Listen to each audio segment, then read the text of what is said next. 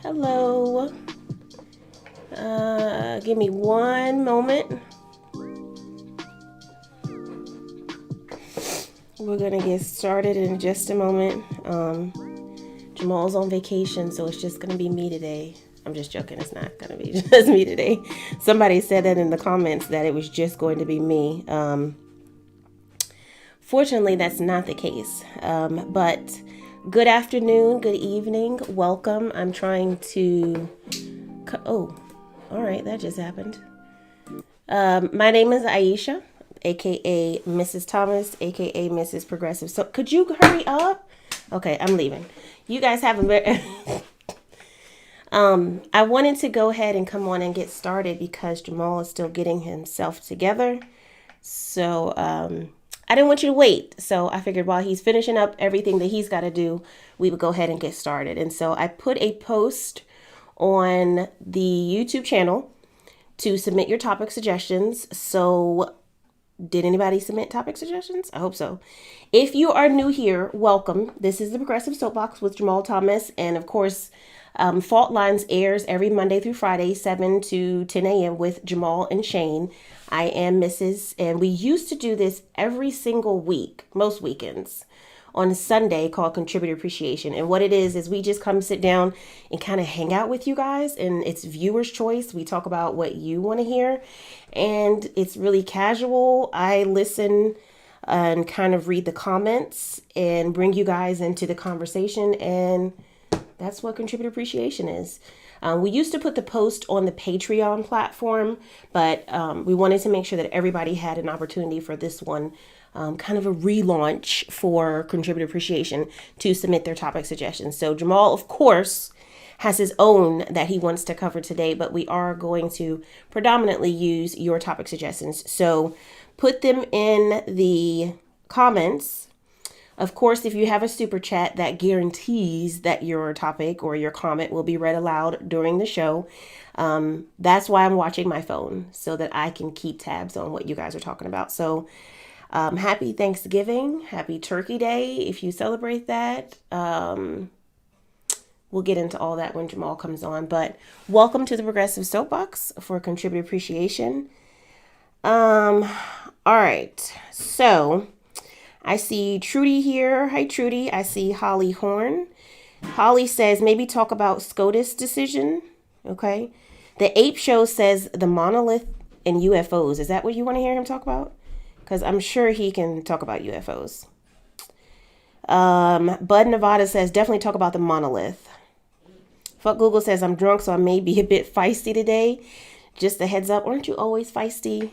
Fuck Google. We've got to give you a nickname, because when people talk and they address you in the chats, it gets hidden because you have profanity in your name, and YouTube doesn't like that. So if someone @s you, their comment gets hidden. So we got to get you a nickname so that people can use. I can say fuck Google as much as I want, and I can type it, but I do know that when people @ you, their comments get hidden. So he's saying Scroogle is going to be his nickname. So if you want to fuck Google, use the word Scroogle. All right. I see Cryptician. I see Garden Gnome. Also, make sure that you are subscribed. There was a video that came on last week that was about 20,000. How much was it? 20,000 views? 30,000 views? But no new subscribers. What's going on? Is everybody subscribed that's watching? Also, anytime that you enjoy the content, make sure that you give a video a thumbs up, because it lets him know what everybody's interested in. So share, subscribe, like, and all that good stuff. And so Garden Gnome says he's cooking. Is anybody else cooking for Thanksgiving? Dara says, watch your profanity. Okay. Jamal in the background said, fuck that. I have a turkey in the oven, and the candy yams are ready to go in the oven. And I want to talk about that. Oh, Jamal wants to talk about that. Holly Horn says, yes, subscribe. Garden Gnome, trying to clean at the same time. That's how you know that it's the holiday meal, when you cook and clean at the same time. Because you're like, all right, the turkey's done, the sweet potatoes are done. All right, I got this. All right, let me get all this shit out the way, because next I got to do the ham, the greens, and this, and this, and this. So you have to clean as you go. Did dishes last night, restarted. He's giving me the cue to bring him in, but I'm having a good time. Do y'all want him to come on? Because I could just do this by myself. Okay, wait. He's going to sabotage us. All right, hold on. Hold on 1 second. Let me get him in, and we'll get started with all the good stuff. But, yeah.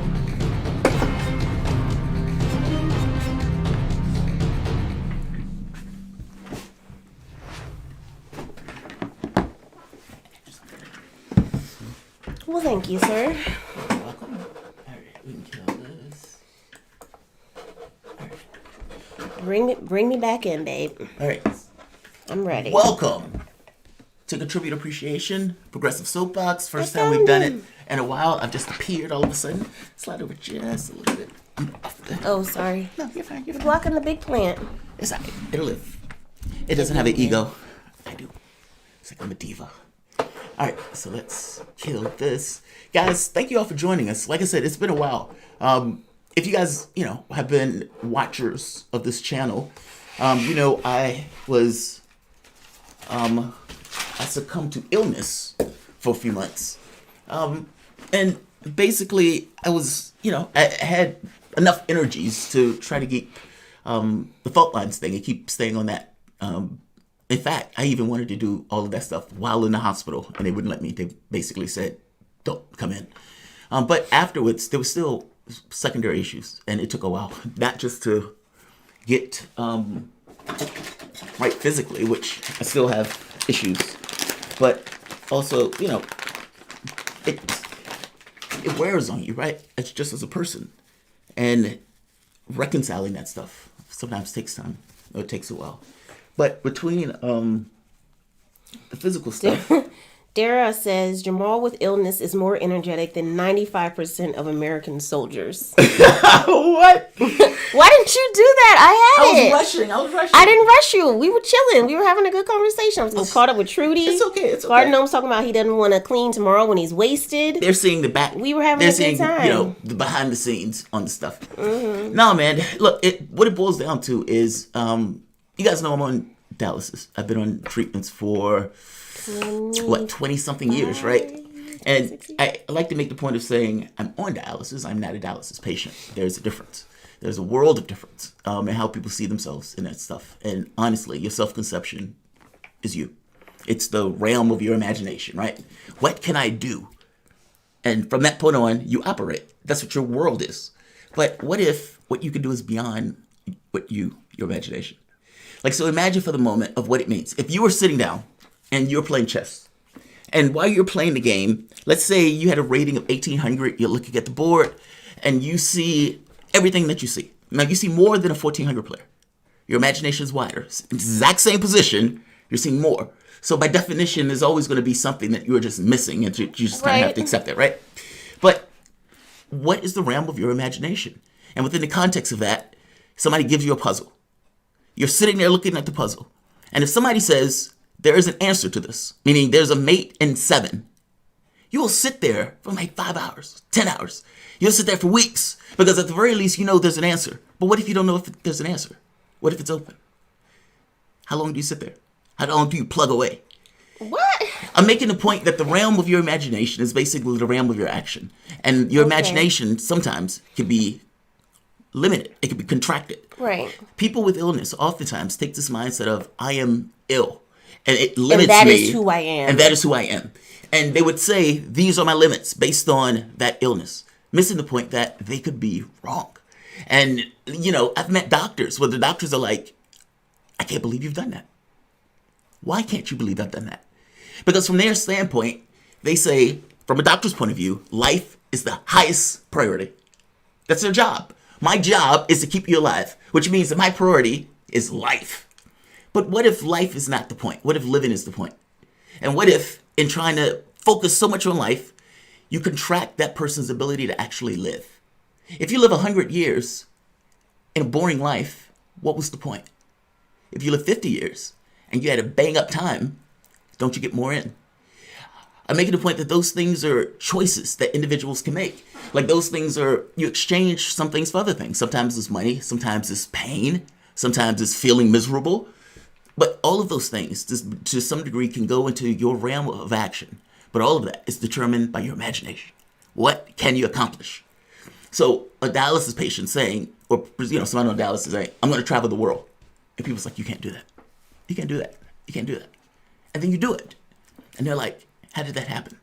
But the very fact that you've done it sets the precedent that it can be done. Right. And other people who are on treatments or have illness can look at that and say, well, that guy did it. Why can't I? I'm making a point that your imagination matters, man. And we get it? Yeah, or self-conception matters. We get it. I don't think people realize how much it matters. I think they operate in the normal, just, I'm doing X or I'm doing Y.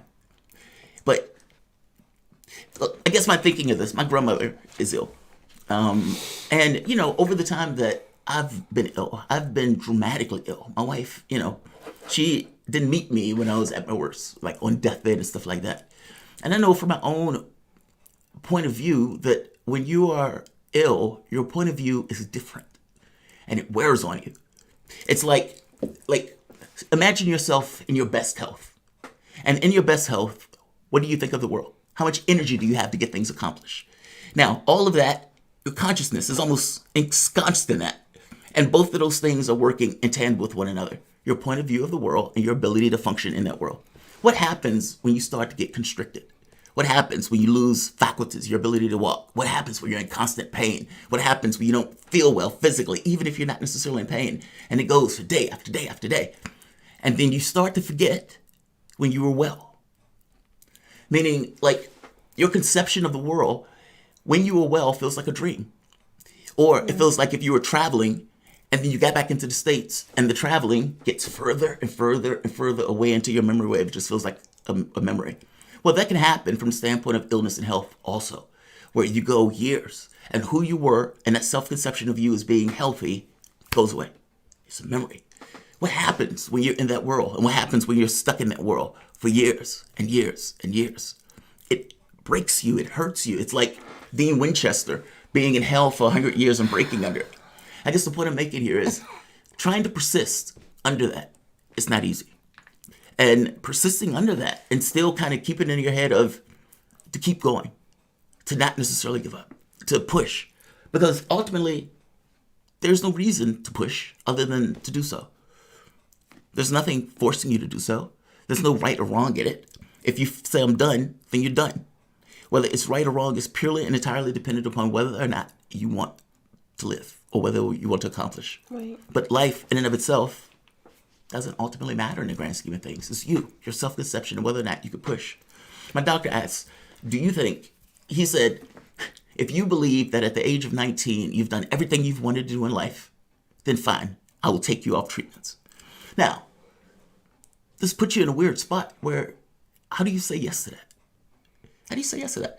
How do you say, yes, at 19, I've experienced everything that I'm going to experience? Of course, it's nonsense. But he's right.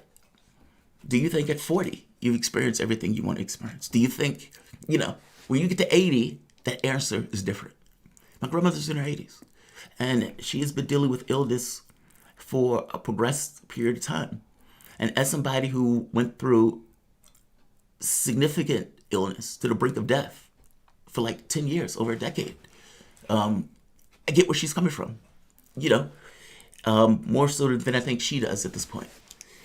So it's this kind of weird spot where she's tired, and it's this thing of reconciling that from my standpoint, from my mom's standpoint, and even from the standpoint of hers. And, after talking to her this morning, it's just, she says, I'm paying for their, for the nursing because the government basically drops the ball on that. They don't handle that. And she was saying, she says, look, you were ill for all those years and you kept going and you're trying to help me out. And I'm like, what's the other option? There is no other option. Yeah. People always say that. They're like, oh, you kept going. It's like, what's the other option? The only other option is to stop. Some people do kind of succumb and they're like, this is my life. I'm a dialysis patient. I don't work. I'm never going to travel. No, to me, it was, I don't want to be told that I can't do X or Y. And I play difficult positions better than I do positions where I have an advantage. And to me, it was, I want to do this. How do I do it? That's all there was to it. There wasn't anything else between those things. It was, all right, this is what I want to do.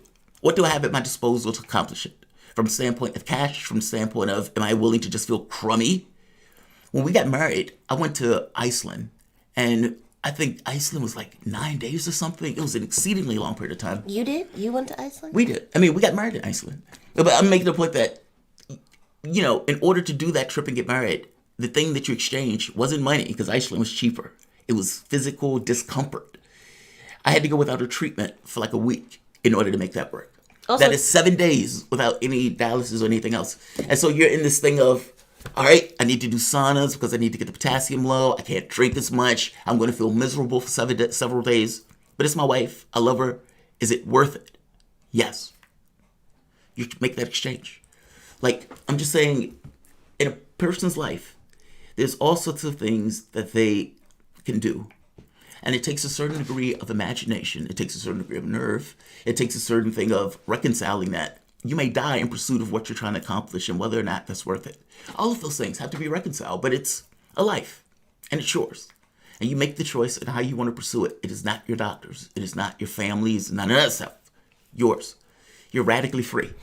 And I know when I say that, people aren't in reality because they have all sorts of belief systems. If you were raised in a family, you may actually want to have a family, but that's because you were raised in a family, not necessarily because it came from a sense of I. If you have, you're a Christian, that's because you were raised in a family that indoctrinated you with that religion, and you might say, no, I believe in Jesus. No, your family indoctrinated you to believe in Jesus, and you appropriated that belief. All of us are that way. We're programmed. But within the context of what you can do, to some degree, you're radically free. It's your choice. You move in a particular direction, whether you can accomplish it or not. Maybe not. But you push. That's all you have. You know, it's just, I don't know. I feel bad for all of us reaches that spot. And I know for myself, if I'm said, I'm done and I'm tired, leave me to my devices. And that's her point. I'm tired. And, you know, it's like, what am I? Can you be upset with her? I can't be upset with her. You know what I mean? Like when you're 86, I think Granny's 86 now, and you're just like, you know. And at my 20s, at my 30s, I've been in that point of saying, God, I'm done with this. I'm tired. But there was always something at a being level that said, no, you're not. Where there was never, you know, regardless of the consciousness of conscious discomfort. There was one time I was in a hospital where there was a hurricane in Richmond, Virginia. And I have an infection or something, but I'm in the hospital. And the infection is so bad that I am throwing up blood every 30 minutes. Clockwork. You can time it. And it goes that way all night. And I can't take any fluids in. I can't take any food in. And my stomach was filling up with blood. I was throwing up. They couldn't necessarily know why. My blood stopped clotting. The nurse comes in because at this point, the hospital has lost power. It's lost water. And so the only thing they can do is bring in a bucket and they can give you paper towels. So every time you get sick, they'll put more paper towels on it. And so that's what my mom did for the 8 hours as her son just basically did that. I remember at that night, I was like, let me die. Just let me die. Just let me die. Let this be over with. Like, it's feeling so miserable. And, you know, and even at that moment, there was still something that says no. It's like, there was never an acceptance of that for me. Even if on a conscious level, it's like, God, this sucks. I'm done. Right. And then that morning, crashed. Took me down to surgery. Like, it was just a fuck fest. And it was in the middle of a hurricane. But again, that's somebody who's 30 or in their 20s with a certain physicality that can accommodate it. When you're 80, I'm done. I'm tired. Leave me to my devices.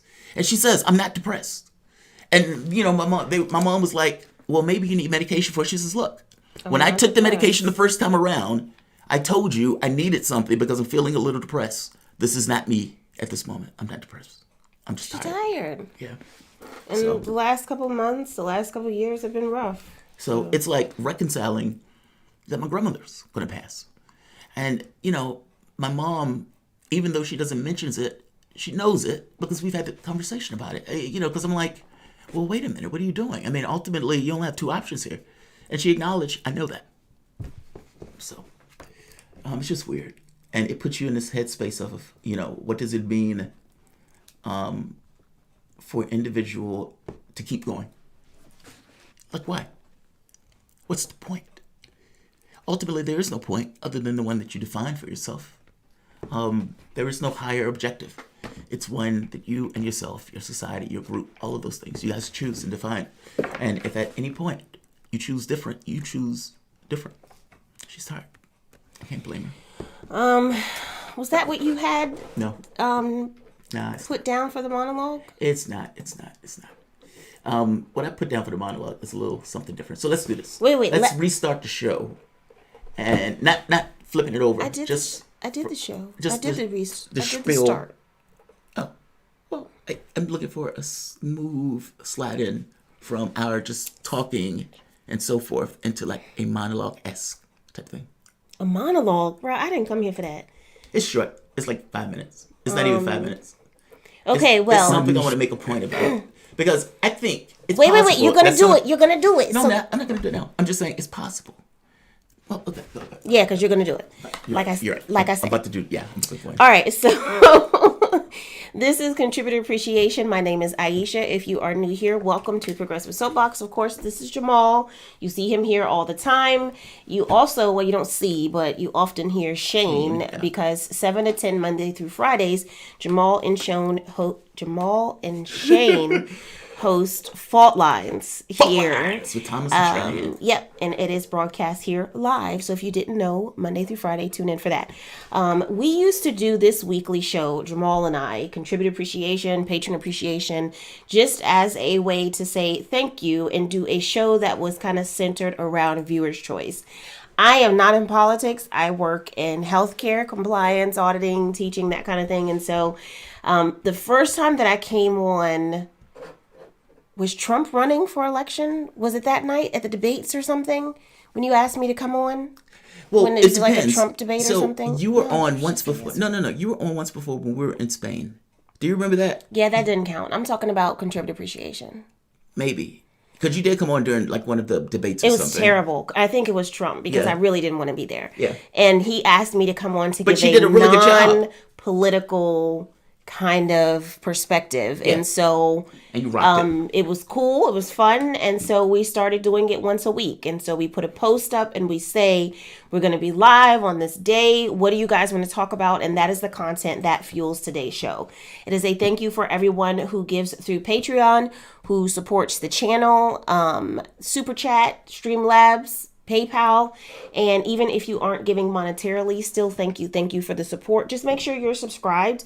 The subscriber count has been doing something a little weird, and like Jamal said, this year has been crazy for everyone, and we've had a lot going on outside of just COVID in this household. Some good, a lot of it shitty, and so it's been rough for us to kind of get aligned to get back to this. And so we made it a point to put it on the calendar so that we could be here for today. And so thank you guys for sticking around, hanging out, because it has been a little sporadic lately. I think he's getting back into regular videos outside of just the Fault Lines Monday through Friday. Well, I've been balancing it out. I've been feeling more normal. I'd say that way, or new normal. And the focus has changed in some degree to, get back to normal. Right. So let me. That's why we get into, and it seems that you could see it on the counts. So like the like percentage is up to like 20% and so forth. So yeah. Okay. So wait. Before you go, I just want to, because you got some stuff going on. So I'm looking at the phone because I am in the chat with you guys. So if you have something that you'd like to contribute, go ahead. I'll try to catch it. Of course, if you give a super chat, it's guaranteed that we'll read it out loud because that way I won't miss it. But that's why I'm looking at my phone. So with that said, I'm going to go through the super chats because we've got a few already, and then he'll segue into his monologue. Levon Huey, thank you for the super chat. Did not leave a comment, but it's the mic drop graphic guy, the little round, it looks like a pear with a headband on. So thank you for that, Levon. And we have another one from Linda Lee U 123. Says the UFOs seen by U.S. pilots are probably just flown by U.S. pilots. Bob Lazar, bet we're trying to strap a nuke on one right now. So is that on your list of stuff to talk about? Yeah. Okay, so we'll come to that. Okay. So we'll come to that. We've got that because I saw something related pulled up. Trudy, good afternoon, Trudy. Trudy says, Muse, the saga of Bellana Torres rescue. Do you know what she's talking about? So there's an episode of Deep Space Nine. Oh, yeah. So there's an episode of Deep Space Nine. And Worf and not Bellana. It's not Bellana. It's what's her name? I think she's talking about. I don't know, because Bellana isn't Deep Space Nine. Right. It's not Bellana. Oh no, Bellana's she's talking about. That's right, Star Bellana. Trek. Oh, there's a better one in Deep Space Nine, but you're right. So Bellana Torres and Worf, there was like a thing between. It was like this kind of soft thing that was there. Right, like right. he said, look, if anything happens to me, I need you to keep Alexander. Like he was gonna. I remember that. Get to the rescue. Right. Well, that wasn't I the don't rescue. The remember her rescue was getting- for the woman he ended up loving, her, Dax. He ends up falling okay, in love with right. Dax on Because Deep they Space Nine. get married? They get married. Okay, Worf and But Dax get before married. that, I remember that. on Next Generation, even though Riker and B'Elanna, B'Elanna always went back to Riker. Regardless of whatever happened, she was always going back to Riker. There was this kind of weird thing between her and Worf. It was very strange. I mean, if you go with Dax and Worf, you can see them conceptually in a holodeck fucking each other and breaking bones, which is what they were doing. They, that's how Klingons have sex. Maybe you can. They have interest. But okay. But I can see that, right? Clearly. I can't see that with B'Elanna. I mean, with Deanna Torres. I can't see B'Elanna, not Deanna. Nobody's talking about Deanna. So who the fuck is B'Elanna? B'Elanna is the one I thought she was half Klingon. B'Elanna. No, B'Elanna. She's aggressive. Oh, right. That's the one on Voyager. Yeah, But Worf never met B'Elanna. You're the one that brought Worf. No, that's what's screwing me up. She said B'Elanna Torres rescue. You started talking about Worf. Because I thought... Trudy, what the ham sandwich you talking about? Trudy, I need to reconcile. I need to get my head straight. Right, that's why I was like... It was throwing me off. Because I know Trudy has a thing for Worf. Right, so she's a Klingon chief engineer. And when she Thank you, Paul. When she said Worf... She didn't say Worf. When she said the rescue of Torres, I kept thinking the rescue of Dax. That was the thing that was in my head, and I couldn't reconcile the name. I was like, wait a minute, that doesn't sound right. What does it mean, Worf? Yeah. B'Elanna is... I like B'Elanna. But she was never in a situation where she needed to be rescued, per se. I mean, she was going through that Pon farr stuff. That got weird. I don't know, man. Trudy, with the ham sandwich. Okay, so she said B'Elanna and Harry stranded on a planet with a poet-playwright. Oh, okay, I remember that. I remember when those two were stranded. I remember that. Where she was the muse of the particular person, yeah. Thank you, Dub Trudy. You were throwing me, man. You were giving. It wasn't enough information. You know, it's a rough day when I have to correct you about something on Star Trek. I was like, wait a minute, that doesn't sound right. No, it wasn't. Yeah, she needed. No, B'Elanna's the one that's Klingon. Yeah, she's aggressive. That's why I was like, wait a minute, her and Worf could go. Okay. Marcus Will did not leave a comment, but did give a super chat. So thank you to Marcus Will. At me on the chat to make sure that I get your comment because they're going by pretty quickly. There's a lot of talk about Sativa in the chat. Garden Gnome talking about your story was kind of sad, talking about puking up blood. Well, I mean, look, it's kind of is what it is. I don't feel any way about it. No, I know, but yeah, I was just kind of making the point of you go through stuff over a period of time when you can lose that thread, man, and you can feel, it affects you. How you feel physically and your ability to handle that stuff to some degree is, meaning your mind is not undetached from your body. It drags on you. All right, so let me make sure that we don't have any more. I don't think we do. Right, so I want to do the news. And there are going to be people who Bob said you had a Biden moment. Get mad at me or leave. Right, I know. I know. All right. Somebody said talk about the monolith. Have you seen that? No. All right. So, can you do your do you know what Space 2000? You've seen Space Odyssey 2001, right? Right. Where they went to the planet, they found the monolith. So I believe it was in, I think it's in Arizona, if I'm not mistaken. Trudy said playwright averted war with his play about B'Elanna. Yeah. I remember it. But yeah, I remember it. Basically, because B'Elanna and Harry got together. No, they didn't. Wait, maybe I'm thinking about Harry. Yeah, Harry.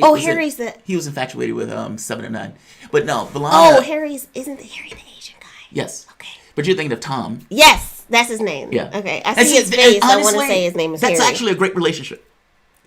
Like some of that stuff, like I can't see Worf with Tom, right? Tom and B'Elanna. Yeah, but Tom and B'Elanna got together. That ended up being a good relationship. Tom is an and then they had a baby. So right here. So Space Odyssey 2001. I said I saw it. No, I'm just saying it. So okay. They go to a planet. There's a monolith. And the question becomes, who put that there? Think about it for the moment. If you're on Earth, you're the only thing that you know is in space. And yeah, the flying stuff, but you don't know what that is. So you guys are proliferating in space. You have your spaceships, you have these things that are technologically advanced enough where you can go to other planets, and you find on one of Jupiter's moons a monolith. Who put it there? We didn't do it. And if we didn't do it, is there another intelligence somewhere that did it? Now, on Earth, there was a monolith where the apes began to develop cognitively. Right, the surrounding ape picked that up a monolith. bone and beat another ape to death, creating A tool or weapon, which he throws in the air and it becomes a spaceship. Now, the whole point of it was that tool was inextricably pushed to the point of being a spaceship because it created this thing in man of technology, and that technology just kind of progressed. It progressed. Got you. Well, I'm with you. Here, somebody found. Can you show them? Yeah, a monolith. Look at this. And nobody knows. Is this the best? Only 6% of businesses have full visibility of their supply chain. Force me to watch this commercial, buddy. All right. I'll come back So to somebody that. said it's in Utah. Yeah, it's in Utah, and they just came across it. It was like, this monolith. Who put this here? All right here. Southeast Utah. We don't know if it's an art project. We don't know what that is. It just was there. They just came across it. It's so bizarre. It's so weird. Cryptician says crop circles. Right. It's so weird. I love that. That's so just bizarre. because the people who found it don't know how it got there, like why? I don't know. Like I feel like it's just interesting. That's all. Because Space Odyssey 2001 is I mean, it looks note. just like that. It looks similar, right? So somebody just put it there to be, fuck around. I know, but it's still weird. Who put it there? Maybe Why? Is that where the movie was filmed? No, I don't think so. No. But you don't know. No, I don't think so. That movie was filmed on the moon or Titan or something. That's probably not what happened. But okay. Yeah, that's what happened, babe. Planet of the Apes. Yeah, somebody said that's a real dude. Is that a real dude in the video? Yeah. Yeah. Those are real people. They were walking. Nobody has owned up to that yet. Yeah, that's from Space Odyssey. Somebody just put that there. Yes, the people who found it didn't know who put it there, but that's where it comes from. I thought you were saying like a real. Oh no. It was actually on Jupiter. Face on Mars. That would be interesting. Face on Mars is real. That somebody just put that there. Yeah, that's like NASA was trying to around. undermine. Like they were trying to that's not. They don't want to own up to that, right? Because look, NASA didn't put that out there. No. NASA was trying to undermine the fact that thing was a real item. Look, this is what you have to deal with, right? If you are the government, and let's say you have an agency that's tasked with dealing with this UFO issue, because understand, it's one thing for you to deal with people on your planet. You know what those are like. I know what a Russian is. I know what a person who's Asian is. And you and your intelligence services, for the most part, have a similar idea of looking at the world. Or at the very least, you know that your conception of the world forces their conception. Meaning, if I'm going to be belligerent, if I'm going to maintain my advantage, then they are also going to play that game because they have to play that game. Otherwise, they're going to get taken over. And so all of us understand each other in the way we go. What about a secondary intelligence? And what about a secondary intelligence that is wildly beyond our technological capability? That's different. And what does it mean for your society, your civilization, to know that and know you're not just not top dog, but there's something out there that you fundamentally don't know, don't understand, and can't get your hands on. Now, in normal circumstances, we just make shit up. So it's like, where's lightning? God did it. And we use God to kind of fix all the stuff we don't know because we don't like to deal with things that we don't know. The unknown. Right. Okay. Humanity hates the unknown. Wait. So it's like, what happens after death? God. What happens when it rains? God is unhappy. And so God is cleaning house and it's under us. Right. And then God cries and there's rain. Like there's all of the stuff that you fix with God because we as human beings hate not knowing. But what about the legitimate unknown? When it's an unknown where you can't ignore. Meaning, you know that's there as a flat fact.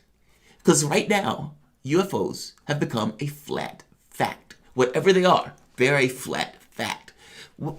Your government has pushed through in the National Defense Authorization Act, a UAP. They changed the name to UFO because they want to disassociate with the labels and everything else that comes with UFO. So they call it UFE, Unidentified Aerial Phenomena. Exact same thing. Task Force. And that task force is because Congress legitimately got freaked out. Like, if your Navy, if 3 videos come out and the Pentagon says, yes, we put those videos out. Now, initially, the Pentagon said, we didn't do that, or we don't know how that comes. But they were from the Pentagon. Luis Elizondo, Tom DeLonge, Roxer, they got these videos out. Now, you, as the government, the moment that you put it out, you're stuck with it. Whatever it is, whatever you say. If you say they're aliens, we don't know why they're here, they landed on the white house, oh my God, we're stuck. You're stuck with it. And however the public responds, you're stuck with dealing with the public response. Now, if you say something to the public that destroys all notion of religion, that destroys all notion of oil and gas, that destroys all notion of potentially currency, if you can have free energy, your world changes. And the very fabric to which your world exists undermines all at once. Fundamentally changes. Also, what happens when a more advanced civilization encounters a civilization that is not as advanced? What happened to the Native Americans? What happened to Africa? There's usually, in our framing of the world, subordination. One gets supplemented by the other in some degree. Now, if you're the government, you would like to avoid that. Ideally, especially if you can't tell how your society deals with it. So what happens? There's movies, there's videos, there's things that get your society a little bit more acclimated to this notion of UFOs and something else out there. You have, hey, maybe there's water on Mars. Because water has always been associated with life. So little by little, we're going to give you a little piece to get you comfortable and then with it. You get to this thing of the videos coming out. And there's waiting. What is the public going to say? The public seems desensitized. And so, okay, yeah, we put those videos up. Those videos are real. And then the public says, holy shit. And then CNN, Washington Post, New York Times, all of these things started to put these stories out saying, this is legit. This is real. The pilots start going out on CNN, on television. Luis Elizondo, head of the program, goes out, starts talking about UFOs.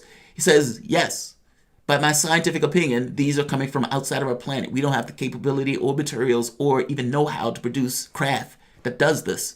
And the physics that are necessary for this to happen don't exist here. We don't know them. Now, Luis Elizondo comes out and says, look, we figured out the physics, but we can't make materials to handle that physics. We don't even know how they produce the energy for something like that. We just can explain it in math. Okay, wait, because you're geeking out. And I got stuff I want to read in the comments. Okay, I'm geeking out. But I'm trying to appreciation. I'm just getting to the basic point. Right, I'm getting to the basic point. From the standpoint of the question, is no longer if something is out there. The only question is whether it's us or whether it's not. And both of those are mind-blowing. Because what it means is either your society has created technology that is a tick beyond. Like imagine for the moment if your scientists broke this notion of electrogravitics. They found the equations to make quantum mechanics associated with relativity. And in doing so, they were able to create this electrogravitic propulsion where they can use electromagnetics to affect gravity. And you have these craft that can zip. Now, that may just be a tweak in our scientific understanding that these guys have that we don't. But it may be enough for somebody who's outside of us to say, oh my God, that looks like it's from another planet. And you have this secondary attractive technology that is separated from our normal attractive science. Now, that could be true. But even if that's true, that is phenomenal! That means that the capability of going to other planets is within the grasp of humanity. And they may be doing that stuff already beyond our eyesight. That's what that means. Or it's not us. And that is still phenomenal! But that means your society has to reconcile that. Those videos that are out gets across there's something out there that is not us. And now your Congress has said, wait a minute, there's something out there that's not us. What does that mean? What do you know about that? And your Congress is now having to reconcile that and does so and put it in the National Defense Authorization Act, meaning this is no longer just talk. This is no longer just military officials reconciling this guy. Numerous senior pilots from the Navy have been reporting significant UFO activity. You take questions on UFOs, Jamarl? There's a reporting process for that and an office that handles that. And it was happening over a pretty finite period of time several years ago. I'll leave it at that. Let's go from the left wing of the audience to the right wing, over here. So, think about what that guy just said. All this this is not a UFO forum. This is the Aspen Institute. This guy is the U.S. commander. I think it's like Indochina Pacific Fleet or something. He gets a question on UFOs. They laugh, but his answer is yes. We were encountering UFOs over a finite period of time. The ships themselves, the Nimitz, the video is out there. The people who are on the ground in those ships have been talking. I guess my point is, it is a flat fact now. Your society has to reconcile that. I'm always curious about other countries. Like France have released their files. British pilots have come out and talked. You have unidentified in television shows that come out now saying, yes, this happened. You have military bases where the missiles were shut down. Now, the problem, and my problem with this is, it's all under the guidelines of threat. There's a threat. There's a threat. And my concern from the beginning was that Tom DeLonge was working with a bunch of spooks. And their perspective of the world, their framing of the world is, we need to get this on the forefront. How do we do it? By scaring the shit out of people and implying that there's a threat. And so the Congress and the thing they're putting out is to basically a program, a task force, to understand and get out the secrecy of this particular issue. Because Congress, what was Congress to do? The moment that your Navy accepts UFO information, the moment that the Navy says, yeah, these videos are true, the Pentagon says these videos are true, the moment that the New York Times, Washington Post, CNN, and all these people are putting out stories about UFOs, you have people, pilots, and everything else, what are they to do? How does Congress ignore that? They can't. Right. And so they don't. And they make an official task force. But that's literal confirmation. Okay. Wait, last point. Your government is never going to do something like that if there wasn't enough evidence to substantiate it. For the first time in 2020, the United States government has basically confirmed that UFOs exist and we don't know what they are. And whether they are ours or not, the fact that they put a task force out is legitimizing that issue. Meaning it's not disclosure. Disclosure is, here are the bodies and so forth. It's confirmation. This is legitimate. This is real. Okay. It's just don't say fascinating again. Okay. It's profound. That's all. Okay. And people need to grasp the profundity of it. Okay. And I don't think everybody does. Okay. Ed said, while we're still on this conversation, because there's some other topic suggestions here. Ed says, thank you for the super chat, Ed. The whole UFO story is an excuse to increase the military budget. Yes, it is. But again, that's my concern. Like, that's kind of why I made the argument that, look, my concern of Tom DeLonge was he was surrounded by a bunch of spooks. And by putting it in the terms and the framing of threat, you get, okay, we need to increase the budget because we don't know what's out there. We need to defend our airspace. Right. We need to defend space. So we need to come up with this new technology that have a platform in our atmosphere that can drop kinetic weapons, or we need these drones to fly around so we can learn more about these things that are flying in our airspace. I am guaranteeing you, this is going to be put in the context of threat. And this is going to be put in the context of we need more weapons, we need more this and that. Meaning the technology, do you honestly believe any kind of technological advancement that is used for that is going to be used in the context of the American public in our best interests? Or do you believe it's going to have military application first and foremost? Us, secondary. It's going to be the former. We don't spend money on ourselves. We don't even spend money on ourselves for healthcare. Like in real terms, if we wanted to have Medicare for all, we could. We don't. We don't even spend money on ourselves to ensure that each person who wants to go to school can go to school. Why the hell would we spend money on this kind of abstract technology for the better interests of society?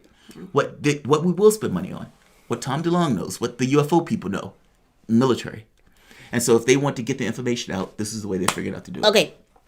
Trudy says, Muse question is, can art really affect leaders? Yes. Trudy also said she wonders what metal the monolith is made out of. I think that's just somebody fucking around. Bob said, I bet that thing is powered by Alexa. And I think maybe that is Alexa. I think Bob is right. Yeah. I think maybe that is Alexa. You think they may just put it in the desert somewhere? I think somewhere, that's Alexa. And they just have the sun powering because this is in the middle of the desert. So who are you talking to when you say, Alexa, play the Biden tape? You know what I mean? Like, I think that monolith could possibly be Alexa. Okay, so are we finished with the monolith? Okay, because Marcus Will says he's sorry to take it away from UFOs and monoliths, but he does have a topic suggestion. No, you're fine. Marcus Will says, what is the future of mail-in voting? It seems a populist like a Sanders could not beat a weak, no enthusiastic candidate like a Harris with mail-in votes. Is that true, though? Is that true? Like, so let's say it this way. As a person who believes in this notion of democracy or representative government, democracy, less so representative government. I don't like the way we do our country. I mean, we don't even have a popular vote here in the sense of choosing our voters or our electors in that sense. But I do believe in this notion that the people in society should choose how the society goes. The problem with that is the consciousness of people are affected by things in a society that pushes in ways that is not in its best interest. Meaning, I can lie to you, and I can have a lot of money to lie to you. And if I do it long enough, and if I do it loud enough, you may vote in things that is not in your best interest. So that's the weakness of the system, but I don't know anything else outside of saying you can't do that. You can't lie to people when it comes to the context of that. But how do you do that? Because then it gets to what's true. It's reality doesn't give you any outs on this stuff. But if it's safe, and what I mean by that is if you knew as a flat fact, mental experiment, as a flat fact, if you knew that the person that was born automatically gets a stamp where he can vote, he's sleeping. I think he's sleeping. Oh, okay. He's sleeping. The dog's upstairs. He hasn't been feeling well. He's sleeping.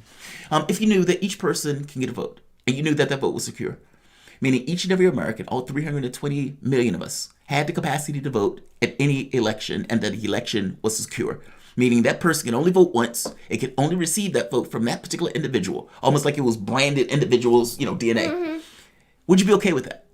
Now, I would say yes.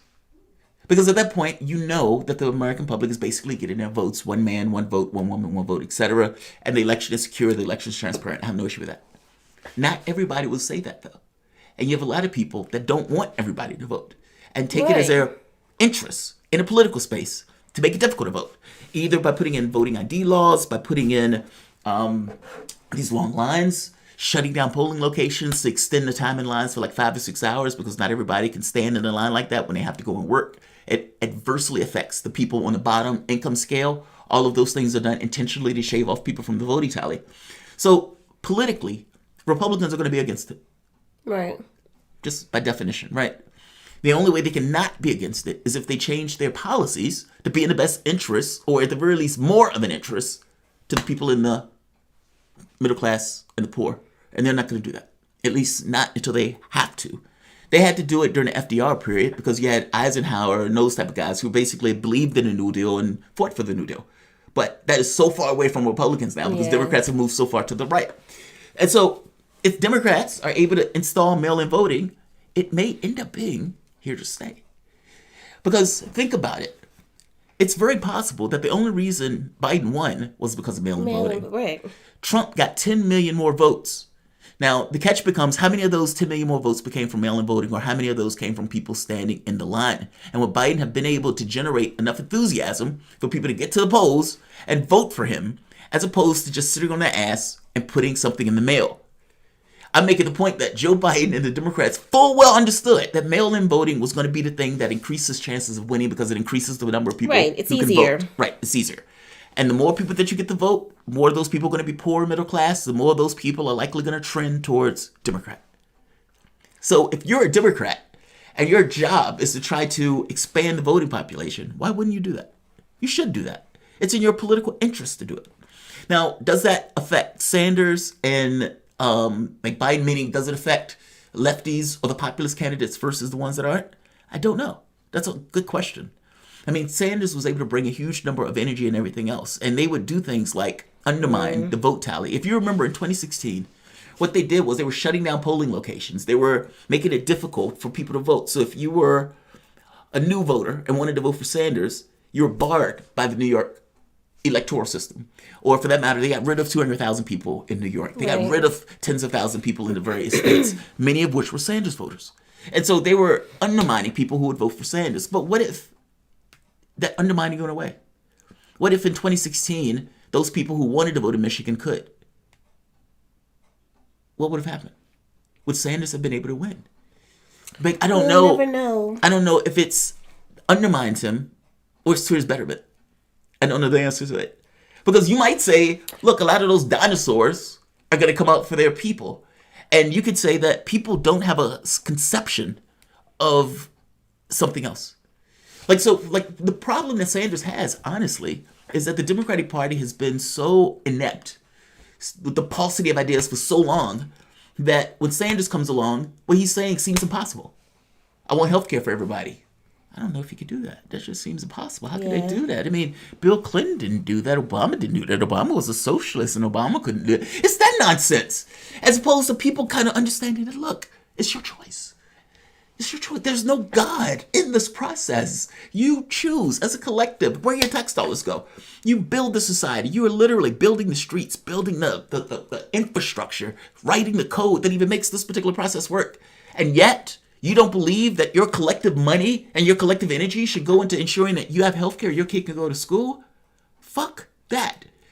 You should. But it's hard to make that case when the American public doesn't know any different. And even will make the argument, that's a handout. Yeah. Or that fry cook makes $15 an hour. I'm a secretary. I make $15 an hour. It's not fair that fry cooks make $15 an hour. Instead of, maybe I should make more in my job. It's very, we take a perspective in this country that is very, very bizarre. It seems to be contrary to our own best interests. If you want to expand the voting tally, would that affect that? I think so. Would it affect it from the standpoint of people who are on the left versus dinosaurs? I don't know. I don't have an answer. I don't have an answer. That's a good question, though. Thank you for that question, Marcus. But I do think mail-in voting, they're going to fight for it. But they should. Every bit as much as Republicans fight in order for voting ID laws and restrict the voting. Or for, because they had laws where they would say, you can accept a gun license, but you can't accept a student license. Mm-hmm. That's very specific in who they try to exclude. Or interstate cross-check, where they were eliminating minorities from the vote tally while keeping other voters. It's that stuff. And so if Republicans fight tooth and nail for that, why shouldn't Democrats fight to expand the vote tally? The catch becomes, is it legit? Is it transparent? And can you verify that the vote is real? That's all that matters to me. But all right. You're going to have people fight against it. Nicholas Miller, thank you for the super chat. Did not leave a comment, but thank you. Nene B says, oh my God, Aisha, yay, I've missed her. Happy Thanksgiving. Yep. Hello, Nene, thank you. It's been a while since I've been here. Some months. What is MX? Mexican pesos. Interesting. He said. I don't think I've ever seen that one. I've not seen those. Luca Clemente says, can't stay. The Black Box is doing a UFO special. What Black Box? I don't know. I think he's being a dick. Is he being sarcastic? I think he's being sarcastic, yeah. But thank you, Luca. But we did the UFO thing in the beginning. Right?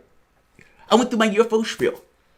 You did, and then we talked about the monolith of Alexa out in Utah. Trump is blocking that. He's blocking it because of the Confederate names. Meaning both bipartisan said, get rid of the Confederate names. Now, it's the other stuff that's in the bill, right? Yeah. The other stuff is in the bill. But he's basically saying, I'm not going to sign this if you guys don't get rid of the Confederate naming in the bill. Because Republicans and Democrats have basically said, get rid of those Confederate names and change them. But there was something else that was in that bill that he's blocking it for. Is it? I mean, that was the thing that I understood him blocking it, saying the Confederate names, until you get rid of that, talking right here. President Donald Trump says he'll veto the 2020 National Defense Authorization Act, the annual bill that sets the budget and policies for the U.S. military, if lawmakers don't remove a bipartisan amendment to rename military bases named after Confederate leaders, according to NBC News. That could be something else. I mean, there may be another bone to pick in the bill. But it's like the bill that does that is the bill that he's blocking because of the Confederacy. So he's not going to approve that. He doesn't want to approve it. That part. Okay. Now, they're also fighting Trump on getting rid of troops out of Afghanistan, Syria. They just put out a thing in Somalia saying a CIA agent was killed. You never hear about CIA agent being killed. A CIA agent was killed in Somalia. And then just below, President Donald Trump is talking about removing the troops from Somalia. He's getting criticism for doing so. Who leaked that? Why was that leaked? Who had the position to even leak that information in the first place? Who leaked the Afghanistan fabrication about Russia paying for the Taliban? Who leaked the conversation between Donald Trump talking to a world leader about information about... I guess I'm making the point that they leak this stuff when it's opportunistic for some faction. Leak. And oftentimes it's done so in order to keep troops in those various countries, which is why they've been pushing against Donald Trump in Afghanistan, in Syria, and Somalia. He's trying to get them out. I hope he gets them out. Biden, if he wants to put him back in, let him go through the energy of putting the troops back in, but he should take them out. Trudy says she's not satisfied with a yes as a discussion of art's impact on leadership. Well, I mean, think of it this way. I don't think art impacts leaders who are already there. Like, if you are a political leader, let's say you're a Democrat, let's say you're Chuck Schumer, let's say you're Mitch McConnell, they don't give a shit about art. They may enjoy it. They may listen to a rock band. They may going ahead. But when they go back into Congress, Mitch McConnell is going to be Mitch McConnell. He's going to block that stuff. But what happens when you are 10 years old? Well, that's not leadership. That is leadership. Oh, I understand what you're saying. Okay, what about when you're I 8 years old and you're watching Star Trek and you're getting your head and you're like, I want a world like that. And it sticks. So art affects the development of people before they become the leaders, but not actually when they're leaders. I don't think when they're leaders. And when they're leaders, these guys have gotten to that particular point with all sorts of pressures that have cooked them into who they are. I think it's hard-boiled, and it's hard to get that in at that point. But when you are 6, 10, 12, 14, that idealism can stick, especially if there was something that was there to make it that much more umph behind it. Like a Star Trek thing. Watching Kennedy talking about going to the moon. What does that put you in a headspace of, especially when you're growing up? Think of all the scientists that grew up watching Star Trek. That's art. That's them people saying we can come together as a world to do all of these items. Those people who grew up or were working in NASA, who wanted to be a part of that, who's working at Tesla's space thing. Those people grew up with a certain conception of the world, and I guarantee you, it was either Star Trek, it was Kennedy talking about the moon stuff. Art influenced those behaviors. What about the Harlem Renaissance? People who didn't think African Americans could think or function, and then all of a sudden it was like, wow, they can think. They have these feelings like we have as white people. Who knew that? Who knew that? And Negro was in vogue all of a sudden. What about Will and Grace? Where you have homosexuality and, it's like homosexuality is something different somehow. They're not people in the way that we're people. And you see like, holy shit, they have relationship problems. And they get blue and they get pissy and they get all this stuff just like us. Wow. Who knew? Bill Cosby. And you have all of those kids, black kids, who start going to school, who register at Morehouse College and Spelman College. They see Bill Cosby in that position. They see Claire. They was like, holy shit, that black man is a doctor. His wife is a lawyer. They're beautiful kids. And their kids, despite them being all these great people, also have difficulties. Theo has learning difficulties. He has dyslexia. This other chick is more of a hippie than the other ones. This other one is going to go to college and become something else. You see that. And your conception of the world, you as an individual, especially when you find a representation of self, changes. Yes, art affects individuals, but art affects individuals when they are developing. At the point where the person becomes a fully formed person. And in that actual leadership role. Yes, they're it's probably hard. not swayed so much. Do you believe that Obama is going to be swayed by anything outside of the people who are putting $1 billion in his pocket for him to win that race? Do you believe that Joe Biden is going to be swayed by anything after being in Congress for 47 years and been in politics for 47 years? The answer is no. Look at the people who are backing him. Aerospace, oil, gas, weapons development, missile, all those things. So the answer is yes. I would say it's a flat fact. Yes. Whether it has enough momentum to endure in that individual's life, that's where society is going to be pushed back against the entire way through. Meaning art is idealistic, right? And that idealism has to withstand all of the shit that hits the person. But sometimes it does. Look at me. I still talk about Star Trek now. And that shit was going on when I was a child. Yeah. All right, Trudy, I hope you're good now. The answer is yes. She was like, that is insufficient. She's like, as an answer. That's not I love that. That's not enough. That's not sufficient. We need an actual discussion, not just a yes. Usually people like brevity, right? Demand more. That's right, Trudy. That's right. Take no shit off him. I've been here long enough where I deserve a better answer than that. Geeking out about that monolith and gave you a one-word answer to Trudy. All right. I appreciate that, Trudy. I appreciate that. Hold me to account. Like, that is insufficient, sir. All right, let me look up the Love that. The comments. Well, let me start here though. I can start here while you're looking for the comments. 2 hours. Oh, okay, go ahead. I'm ready. So, I think, I could be wrong, but some people left my channel because I was too hard on lefties. there has been like 155 or 150 something people that has left over the course of like a month or so. I think part of it was illness, part of me not doing the channel as much, but I think part of it might have also been content.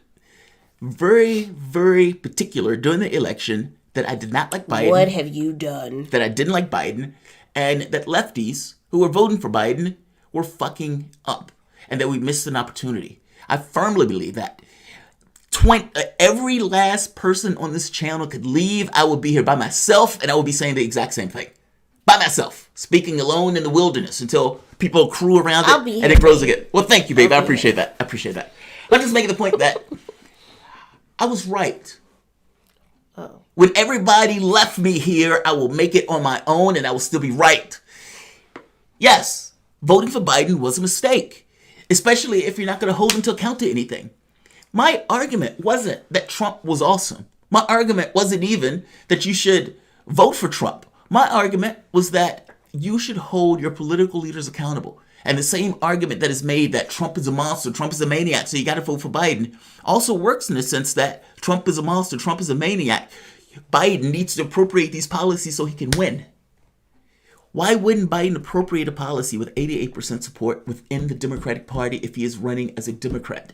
And if you, as a lefty and as a Democrat, cannot bring him to account for that, then you have completely become untethered to your political space. Is that appropriate? And is that where you want to be?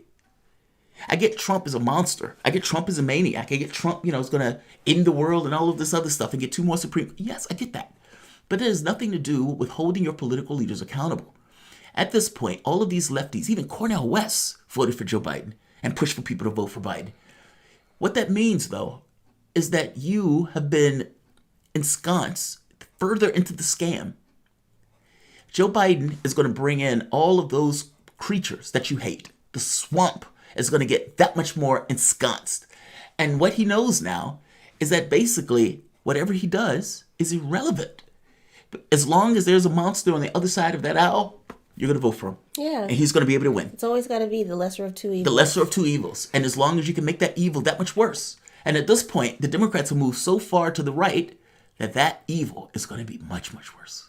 The Ted Cruz, the Tom Cotton, the new creatures that are more capable than Donald Trump, more competent than Donald Trump in that office, that may even appropriate some of the stuff Donald Trump was saying. What if he does increase the minimum wage? What if he does get us out of those countries and makes that argument in the Republican stage? You can move to the left. There is space, especially on the right. The policies that are doing with foreign policy and stuff like that, that stuff was to the right. To the left of Joe Biden, meaning for Donald Trump. That's why I say it wasn't that simple. Obama got 500,000 people killed in his administration. Trump, however many people that got killed, it wasn't 500,000. He didn't start any new wars, despite the bellicosity and whatnot. He was trying to get those troops out, even though he was too weak to do it. So let's be very clear, there's a distinction between the two in regards to foreign policy, and it's just so happened that Trump was better. Let's be honest. Now, people who are hypocrites in this country and say they care about life and everything else, what they're saying, they care about life in this country, not the others.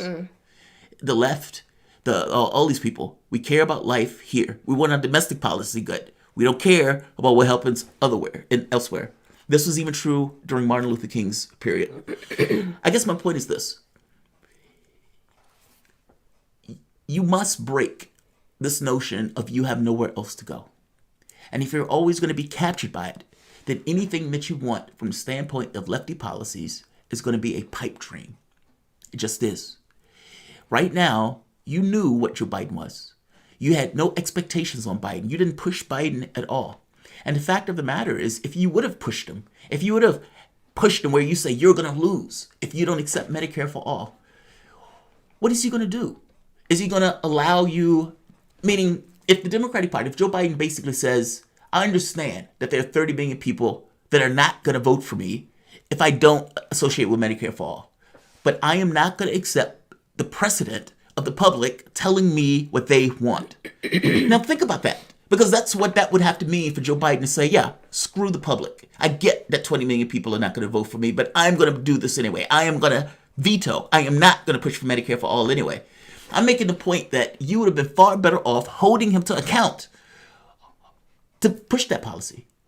the Democratic Party would have been better to say, hey, those lefties are right. You should be pushing for this. And you create a cacophony of noise and attention to that very basic policy where Joe Biden has to make the determination of whether or not he's going to appropriate the policy and win, or not appropriate it and lose. But what does it mean if he doesn't appropriate a policy with 88% support within the party?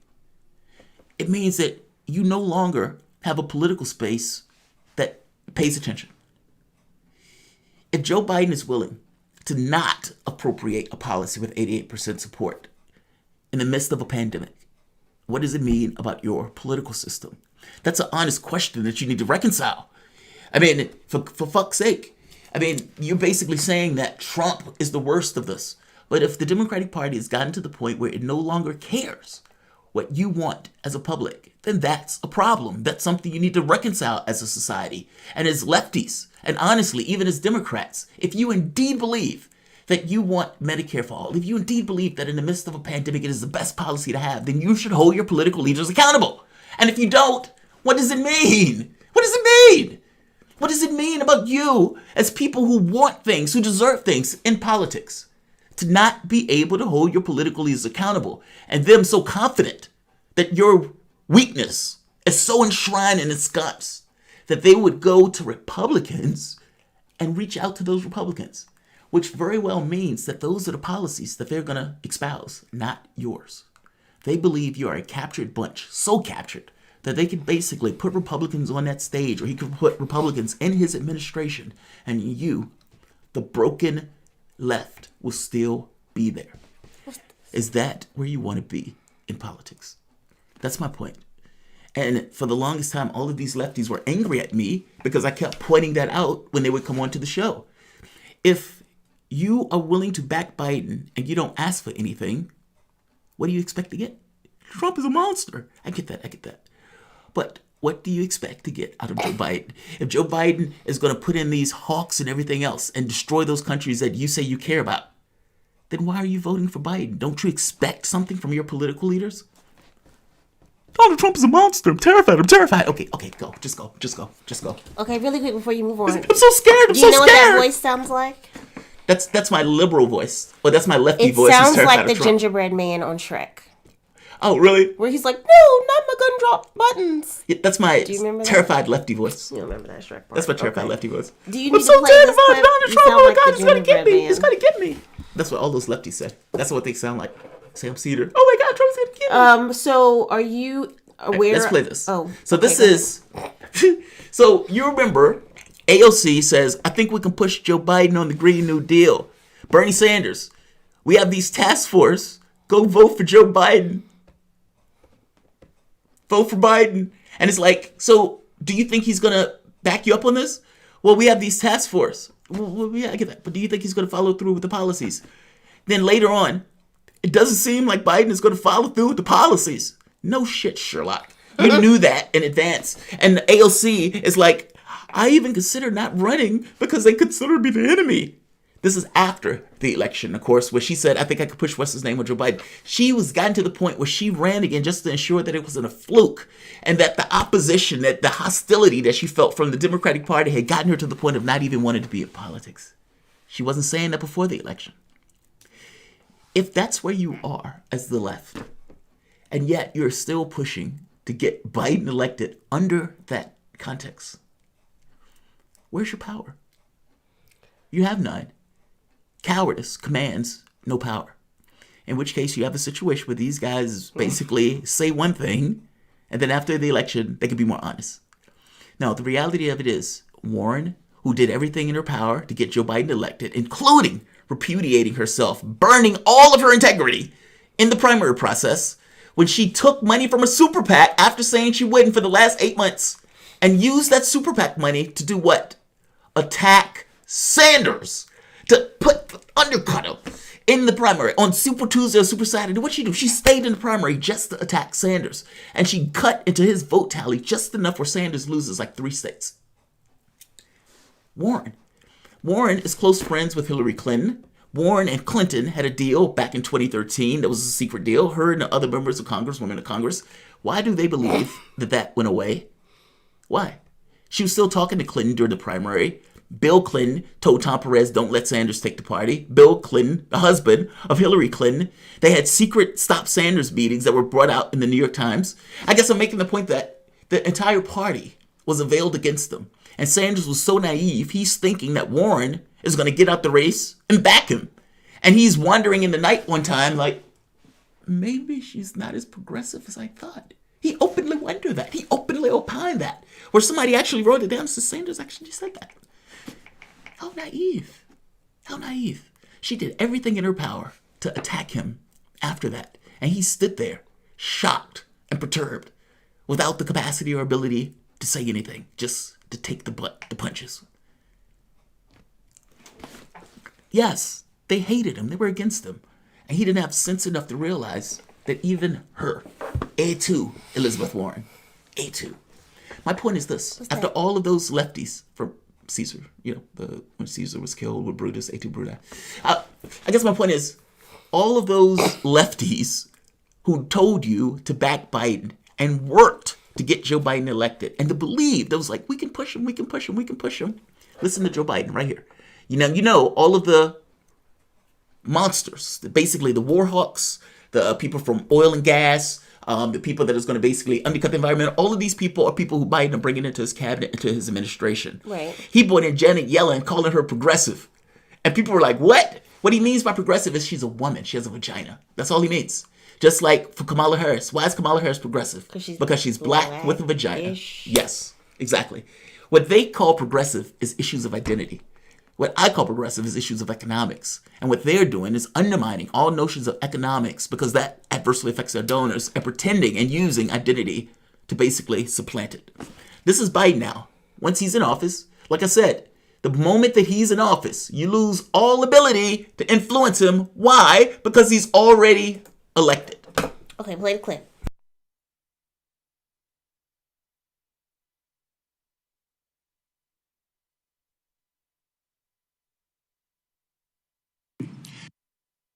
Have you considered, for the sake of national unity, selecting or nominating a Republican, someone who voted for President Trump? Yes, and we still have a lot more appointments to make. I want this country to be united. The purpose of our administration is, once again, united. We can't keep this virulent political dialogue going. It has to end. Should we expect an announcement? No. Not ever or not soon? No, not soon. Okay. What about former rivals from your own party, Bernie Sanders, Elizabeth Warren? Have you talked to them about cabinet positions? Well, I've talked to them. Look, as I said, we already have significant representation among progressives in our administration, but there's nothing really off the table. But one thing is really critical. Taking someone out of the Senate, taking someone out of the House, particularly a person of consequence, is a really difficult decision that would have to be made. I have a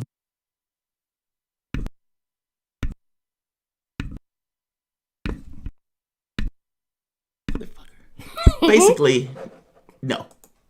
Basically, no. It's not off the table, though. That's just off the table. It's not on the table. Well, you heard him say, right? He says, we have significant representation by progressive. So basically, we don't need them SOBs. Who? Do you feel significantly represented by the hawks and by the people who are in the oil and gas and the billionaire class that basically put... Biden had record number of billionaires. Record number. Do you feel supported, babe? Well, somebody has a vagina in there, so I'll be good. Do you think that the utopian ideas of reconciling, we're going to give corporate America all of those profits, but we're also going to represent the poor and the middle class? The answer is no. You can't do both. This is not a United States in that sense. You pick a choice. You make a choice. No, he's not going to pick Sanders. No, he's not going to pick Warren. And what he considers to be the lefties are already in his administration, according to him. Those people who told you that you're going to be able to push Biden. The only reason I'm saying I told you so is not to assuage my own ego. It's not, honestly. It's in 4 years, in 8 years, in the next presidential election, when you're going to get another Democrat that is going to lie to you in the primary. And you're going to know he's lying to you, but you're going to be hopeful. You're going to say, the Republican is a monster. So maybe the Democrat is telling the truth this time. Maybe he's going to be a little bit to the left to the side. Maybe. And you're going to be hopeful. You're going to be wishful. And I'm going to be there and I'm going to say, the light at the end of the tunnel is a moving train or a bus, or at the very least, a high-speed vehicle that is going to injure you. And you're going to tell me, no, dude, you don't know that. You don't know that. I know that happened for the last 40, 50 years, but this time, he's going to be different. And I'm going to stand there in the corner alone. Still tooting my still trying to make you come to Jesus. That's what I'm going to do. I'm just hoping that later on, you're going to say, you know what? Jamal was right. And this guy's probably lying to me in the same way that the last guy lied, and the guy before that lied, and the guy before that lied. Hope and change gave 95% of the income gains to the top 1%. The man who screamed hope and change, the black candidate that was supposed to be a lefty because he was indeed black, gives 95% of income, protects Wall Street, throws his body on Wall Street. Just, I'm the one protecting you from the pitchforks. That's a direct quote. Homeowners, not so much. All right, they can go bust. I have super chats. I'm making the point that the guy who screamed hope and change did that. And so why would you ever believe that Joe Biden, with 47-year track record, is going to do something different? What I think happened was it was hopeful reasoning. They felt Trump was a monster. They were stuck with Biden. So what's the point in rubbing in the salt of how bad he's going to be in advance? Also, just to go back to a comment that you said when you said that Bernie was wandering in the darkness and had that revelation about Sanders. He was like, oh, she's not progressive, and how naive he was. They're like... It was in like a Popular Mechanics. Not Popular Mechanics. I can find it. It was in one of the stories. The conversation in the chat is he knew what the fuck he was doing. He wasn't that naive. I think he thought Warren... I honestly think he might have thought Warren was on his side. Like, I think he was shocked as shit that she went after him. I could be wrong. Like, I think he knew... It's a few things, right? I think behind the scenes, he understood the Democratic Party is against me. They're letting me run in the contest. Now, his question, or the question that Sanders needed to answer, was basically, am I going to support them regardless? If the answer is no, then I can use the crowd for support. But I'm going to have to deal with all sorts of political pressure, which means that he knew in advance that regardless of what happened, he was going to back the winner. That's a problem. If you know that the entirety of the Democratic Party is against you, and you're going to automatically back the winner, then the reasoning of the people bringing you into the club at that point is so they could get your support in getting Biden the lefty vote. Meaning it's planned at that point. It's understood from events. If I was Democrats and I was sitting in a room with Pelosi and Schumer, I would say, let Sanders in, but you better make sure he loses. That's what I would have said. Now, the problem is that Sanders got to the point where people thought he was going to run with it. Sanders might have even thought he was going to run with it. But the catch is, South Carolina and some of the other states, and what was Sanders willing to do to advance that win? And fact is, he wasn't willing to do what it took. He wasn't willing to go into a knife fight with a phone booth. He wasn't willing to call Biden a liar on civil rights. He wasn't willing to undermine this notion that Biden was electable, like hitting it directly. He wasn't willing to do any of that stuff. He didn't want to be considered Ralph Nader. And let's be honest, he's been running for office for 8 years, and he's like an 80-year-old man. He could be tired. So, look, you give him credit for the ideas that he was able to instantiate into the public. You give him credit because the squad was able to come in on the back of Sanders. And you hope that there will be people that will come behind him that are that much more aggressive and that much more willing to basically rip it all down. Like, that would burn it to the ground in order to win it. A Trump on the Democratic side that is a lefty. Earnest, but uses that earnest as a weapon. That type of thing. That's what you need, man. And until you get that, I don't know how it's going to change. But what you're finding is that you're getting lefties in Congress that, at the very least, may help. Okay, I have super chats. Go for it. Luca Clemente said, I dream of a world in which left and right join together in a spirit of cooperation, united in our mutual hatred of Bob Ramirsma.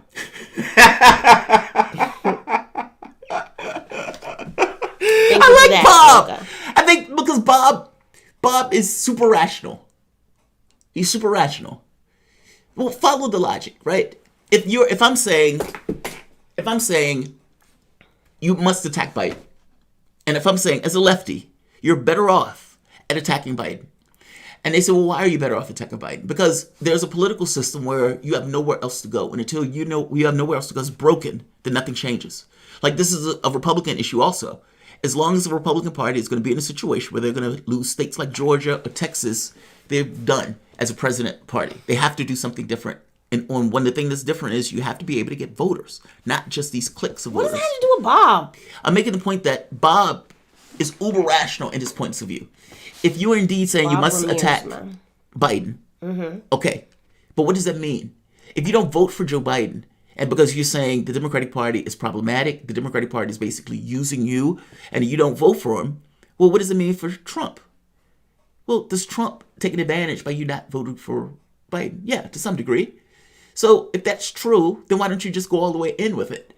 That advantage can be that much more. You can make it that much more punitive if you indeed vote for Trump. That vote will be against the Democratic Party. Not that you want Trump, but against the party. Now, Trump looks at that and says, thank you. The Republican Party says, thank you. But you know your reasoning for doing it. And if you had enough people to do that, then you could crash it. And you could make that point that says you can't win without our support. Meaning you gain leverage, you gain legitimacy by being able to make them lose. Well, if that's my point of view, then wouldn't the vote be for Trump? Bob says vote for Trump. Bob says you're not doing a man's work. You know, it's like you have those dainty hands. You don't want to do the work of a man that you've come to the conclusion. It's like, yeah, you like eating hamburger, but you don't want to kill the pig, or you don't want to kill the cow. So I can't say Bob is entirely wrong, but there's an ideological thing that plays into that I don't want any vote tally at all putting my name behind anything for Trump's. Okay. So it's not that Bob is wrong. It's just I disagree with this notion that I want my. I think Luca really likes Bob. I just don't want my I don't want. Look, I don't want Trump in that office. I don't want Biden in that office either. My vote is for neither, and I think the vote for neither, abdicating, is also making a statement in regards to this political system. So I don't need to make that extra thing of voting for thing. But I get where it's coming from. Okay, thank you for the super chat, Melissa Petrovic. I'm trying to get people their buddy's worth. I'm gun shy now because of Trudy. I don't want people to feel like I'm shirking them in my verbosity. Okay, there's plenty of verbosity coming from here. Melissa Petrovic, thank you for the super chat. Did not leave a comment, just said thank you. So thank you for that. Money Making Bear says, let's stop talking about what Biden won't do and use the channel to organize the civil disobedience needed to force our issues and win. Agreed. The civil disobedience would have been making Biden lose. You know, on one side, Biden will have potentially two positive things. If he does anything on climate, anything, meaning, look, he's going to give money to corporations and everything else from climate change, which is going to suck. And I would have much preferred if there was this kind of thing of ensuring that the public and that money is spent for public interests, either from ownership or public ownership of whatever comes out of the money for the climate change stuff. Ensure that companies that are in the United States are getting the money from the solar panels that may be bought or the homes. Like, there's so much you could do for this. And so if Biden decides to spend $2 trillion on climate, is it enough? No. Would it go towards the benefit of people in this country? Yes, potentially. Especially if, and honestly, if he does that, what he should do is, on everything that takes place, put Biden's name on it. So you know. That's what I would do. Like Trump put his name on the checks. I think that's an awesome idea. There's something to be said. Oftentimes, it's like, get your government hands off our Medicare. The people didn't even know. They didn't know. They didn't realize that your government is more than just the cop coming to your door. It's also the money that's coming to you in a check. It's the post office that's coming to your house. It's the streets that are made. It's the air that you breathe that are clean. And they don't have this entire association where they realize that. So if you're going to do a jobs program, or if you're going to do anything for the standpoint of climate, and you're going to spend this money to modernize, make sure the public know the government is doing it. Have commercials that come out and says, hey, thank that guy who's out there who's building that solar farm. Hey, thank this guy out there. And have it. Maybe you have a core of workers that are like an agency in the government that deals with climate, and those people go out and modernize and then do solar panels, and it's almost like a jobs corps or something in the United States, like an internal military, but instead of that, it's doing with climate. Like, there's so many ideas that you can do. You have all the power in the world to come up with these things. Do I think Biden would do it? Fuck no. Fuck no. But will he do something on that? Yes. Yes. I mean, the problem is, like, it's undermined. Will he do something on marijuana? Yes. Will he legalize it? Probably not. Will he decriminalize it? Maybe. Will he expunge the records? Maybe. So it's like, it's always going to be this incremental nonsense. And people have gotten to the point of believing incrementalism is enough. It's not. Like, when you get this thing between a Republican and a Democrat, well, the Democrat is just being incremental to the Republican. But is that sufficient? Should you accept the incrementalism nonsense when there is a better path? There is a better way, especially when that's not sufficient in regards to the world that we have now. Democrats spend their time telling you that incrementalism is sufficient. And I'm making the point that it's not. Sanders makes the point that it's not. AOC makes the point that it's not. All of these lefties are basically saying they are giving you just enough. And you've gotten so accustomed to meeting people at the back door that even when the front door is available to you, you go to the back door. That needs to stop.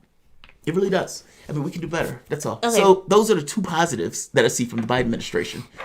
Everything else, no. Okay, really quick. Trudy says, what do you think not me, us meant? Us failed. Did us fail? Did us fail? I don't think us failed. I think me failed. I think me failed. Yeah, I don't think us failed. I think us tried. Yeah, I don't think us and failed. Us wanted me. Us wanted to fight.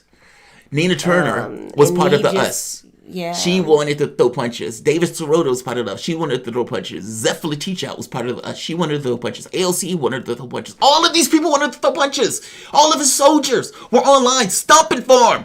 Out there, holding the line for him. Had our fucking shields up. We were taking punches over and over again from the mainstream media. And what did Sanders do? Give up. He wasn't willing to go there. It wasn't the us that failed. It was the me. Are you serious? Are you serious? Think of all of the people that were out there launching and marching for Sanders. All of those people who were showing up in the crowds. Do you think if Sanders showed up for a speech in the middle of COVID that people would have showed up? You goddamn right they would have showed up. Of course they would have. No, he wasn't willing to throw the punches. He wasn't willing to go after Biden for lying about civil rights. He wasn't willing to go after Biden on this notion of him being more electable, even though it was perfectly legitimate for mainstream media to continuously attack him on that electability nonsense. No, don't give us that us failed. Me. Trudy says, yes, we failed to do what Bernie asked, which was to rise up in mass and demand change. Sanders was the leader of a movement. He was after policy, and he can pawn that shit off on us if he wants. The reality of it is, as a leader, we needed somebody who was far stronger and far willing to burn that shit down. If you're going to call for a political revolution, what do you think? There's not going to be any bloodshed in the context of that? Meaning you want to be friends and buddies with the Democratic Party establishment and they want you to lose. That's what's going on. You don't want to go after Biden because he's your buddy and you're screaming for a political revolution. Biden is the avatar of that system every bit as much as Hillary Clinton was an avatar of that system. And if you're not willing to chop him down, then you're not really talking about a political revolution. No, I don't take that shit that it was us. That was him. That was him. Yeah, I don't buy that, Trudy. I don't buy that. And keep in mind, he was also the one who told you to capitulate and vote for Joe Biden. Okay. Your vein percolating. All right. I got one more and fucking angry.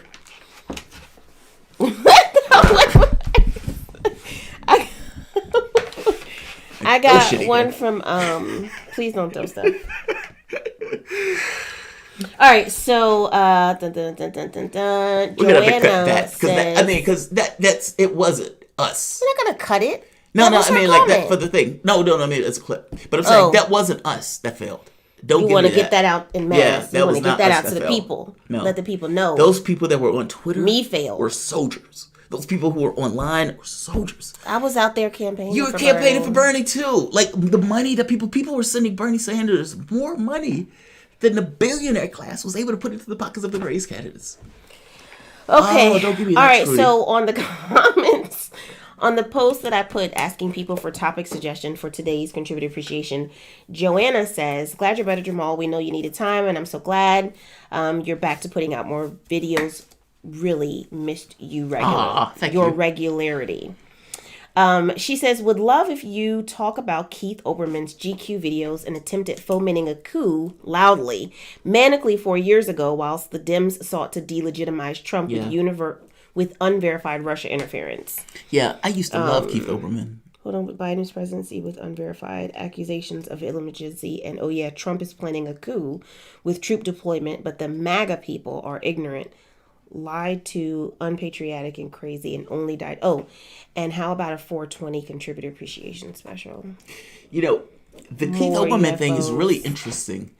Olbermann, I used to love Olbermann.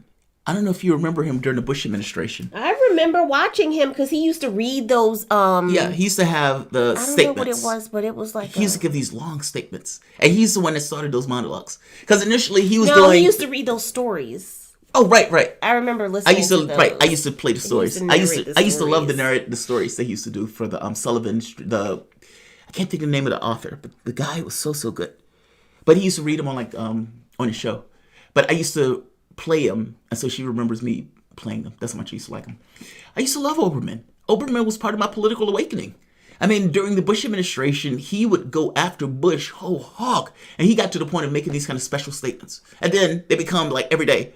And so it becomes, okay, this is not a special statement anymore. He would just basically give these monologues. And it would be intense. It would be angry. He would be like rolling around in his chair and shit when he's doing it. Like he's flailing about. It is so good. It was so good. And he was like the only person doing it. And then other people started kind of doing their... that was the old... Yeah. They started picking it up on it. And like the catch is, though, when Bush is in office, you could be a lefty. You can be a lefty's lefty when Bush is in office. The guy's a war hawk. The guy's invading countries. So if you're going after him, that's easy pickings. Then Obama comes in, and Olbermann vanishes. You don't hear squat from him. You don't hear Maddow making the same arguments, because fact of the matter is, if you're angry at Bush for his war making, how can you be okay with Obama expanding it to 7 other countries? How? And yet, I'm sitting there looking like, wait a minute. Why were they so angry at Bush for this? And Obama gets a pass. Complete pass. Like they're not bitching at him about the flying killer robots. In fact, Obama goes out and jokes about the flying killer robots. 90% of the people that he killed in many of those drone strikes were civilians. To put that shit in perspective. And you're laughing at people being murdered by drones. Like, this is the liberal class that were okay with Obama. Then Trump gets in, and all of a sudden Olbermann comes out the woodwork and is angry and vindictive again, screaming about conspiracy theories with the Russians. All of that stuff was false. Olbermann, Rachel Maddow, all of these people ran with a conspiracy theory for 3 years, and much of it wasn't even true. It got undermined year after year in one lawsuit after the next. It got to the point that Donald Trump started using the Mueller investigation to protect him in lawsuits. He was trying to use it as defense. Yeah. The Democratic Party was arguing that the Mueller lawsuit shouldn't be acceptable because it was in another thing. It was like, the judge was like, what are you talking about? You're trying to say that this case that you guys filed with all of these millions and all of these lawyers, that we should throw that out and not accept it? Yeah, they didn't want to accept it because the ruling went against what they wanted. They tried to have a soft coup against Donald Trump using a conspiracy theory to do it. Let's be very honest. They were investigating people that were spying on his campaign. They had Carter Page. The people who got Hillary Clinton off ends up getting onto Donald Trump's case. And the fact that Hillary Clinton got off in and of itself is indicative of this level of corruption that was there, because there is no reason that Hillary got... If her name was Bob Matunde, she would have been put under the prison. He would have been put under the prison. But Hillary, she has her people in. She gets off. They know she's running against Trump. Those people who get her off starts investigating Trump and the Russia stuff. They even found out that the guy was a CIA asset, and they lied about it and kept investigating him. Like, I'm trying to get across, like, the level of this. What is it? Papadopoulos. It has a drunken conversation, and they use that drunken conversation to create an investigation, in which case they started investigating the person who's going into the presidency. Now, if Bush did that to Obama, what would you think? Would you think that Bush was lying? Oh, that's terrible. But they don't think that about Obama. They just accept it. When That's Republicans, a pretty package. But when Republicans say that in news is bias, this is what they're talking about. They would have never accepted that precedent from Obama. But why wouldn't you accept it? He's a political actor in a political contest. The person who's coming in, they keep saying, is the apocalypse. If you were looking out for the best interests of America and your name was Obama, would you try to peek? Maybe. If you think in your head that this is the best interest. This is kind of the point that I'm making. This doesn't require people being villains. What it requires is people having in their heads that what is about to happen is horrible, and I need to take this step because I am in this position to try to do something about it. And they may be functioning from there. The news media may be functioning from there. It doesn't necessarily take negative or bad intent to come away with this kind of horrible perspective in the way that you're going about your affairs. And so, they ignore that stuff. It's just our politics have gotten very strange. That's all. And unfortunately, word for it. You're right. They've let a conspiracy theory become reality for the last 3 years. That's the bulk of it. Now Oberman comes back, and Oberman is screaming, Trump is trying to have the military brass to come in and do X, Y, Z. Well, this is as stupid as Hitler and his motivated reasoning about the Soviets. Like, people who are bigoted, who are racist or xenophobic, and even sometimes basically bluntly are terrified, come away with horrible analysis. When we were listening to the thing last night, and Hitler was like, well, Britain is relying on the Soviet Union is why they're in the war, so we need to smash the Soviet Union so Britain can give up. And people are like, what the fuck are you talking about? Well, Hitler was racist. He wanted to hit the Soviet Union anyway because he kept calling them Jewish Bolsheviks and all this other stuff. So his success in the previous campaigns was undermined by the fact that he was racist. He just wanted to attack the Soviet Union. So his generals are there like, this is not a good idea. This is not a good idea. And he's calling them weak and spineless. And the fact that Hitler was so successful in the prior campaigns, meaning publicly, how the fuck are you going to say anything about him? Mm-hmm. He's taking control of everything at this point. I'm making the point that Oberman has this kind of same fucked up, motivated reasoning in the way that he's looking at this stuff. Oh, Trump is trying to take the world in a coup. Or is he putting the generals in place so he can get the troops out of Afghanistan without the back and forth? Or is that his generals were lying to him about the numbers that are in Afghanistan and he's changing those troop numbers because he wants to get that accomplished before he gets out of office? Which one is it, Oberman? Which one makes more sense? The president of the United States by himself, without any institutional support, is fomenting a coup? Or is the president trying to get information out that he wants from the Russiagate stuff to clear his name? Does he want to get information out from the standpoint of the military? Does he want to pardon for his people without the backlash? Is it possible that the president of the United States is trying to fulfill the objectives that he wanted to fulfill before getting out of that office and not fomenting and trying to take over in a coup? Like, these people are hysterical. They went on the channel and people was like, Donald Trump is trying to foment a coup. And it's like, why do you think that? Why do you think that? I mean, they're like off their fucking rockers. Trump derangement. And unfortunately, Keith Olbermann is one of those people. And it undermines, if I'm being honest, the stuff he used to say about Bush. Keith Olbermann came on and said, well, Bush wasn't that bad in comparison. Bush killed 1 million fucking people. Bush was responsible for 1 million people being dead. Bush was responsible for the 20 years that we were in Afghanistan and the lies that were perpetrated to keep us in Afghanistan. Bush was responsible and set the precedent for us invading all of those multiple countries and setting the context by which the next presidents will follow through with that particular policy. And Olbermann is saying he wasn't that bad. The drone killings, that's Bush. Obama might have mastered murder with drones, but Bush was a separate fact of all that. The torturing, the spying on the American public, all of that was Bush. Mm-hmm. And so Olbermann, it's like he comes out and just shits on his own image by having this level of hypocrisy that is earth-shattering. Like, how do you do that? I mean, it's like you look at his old stuff and then you look at his new stuff and he looks like a fucking clown. Two different people. Absolute, utter clown.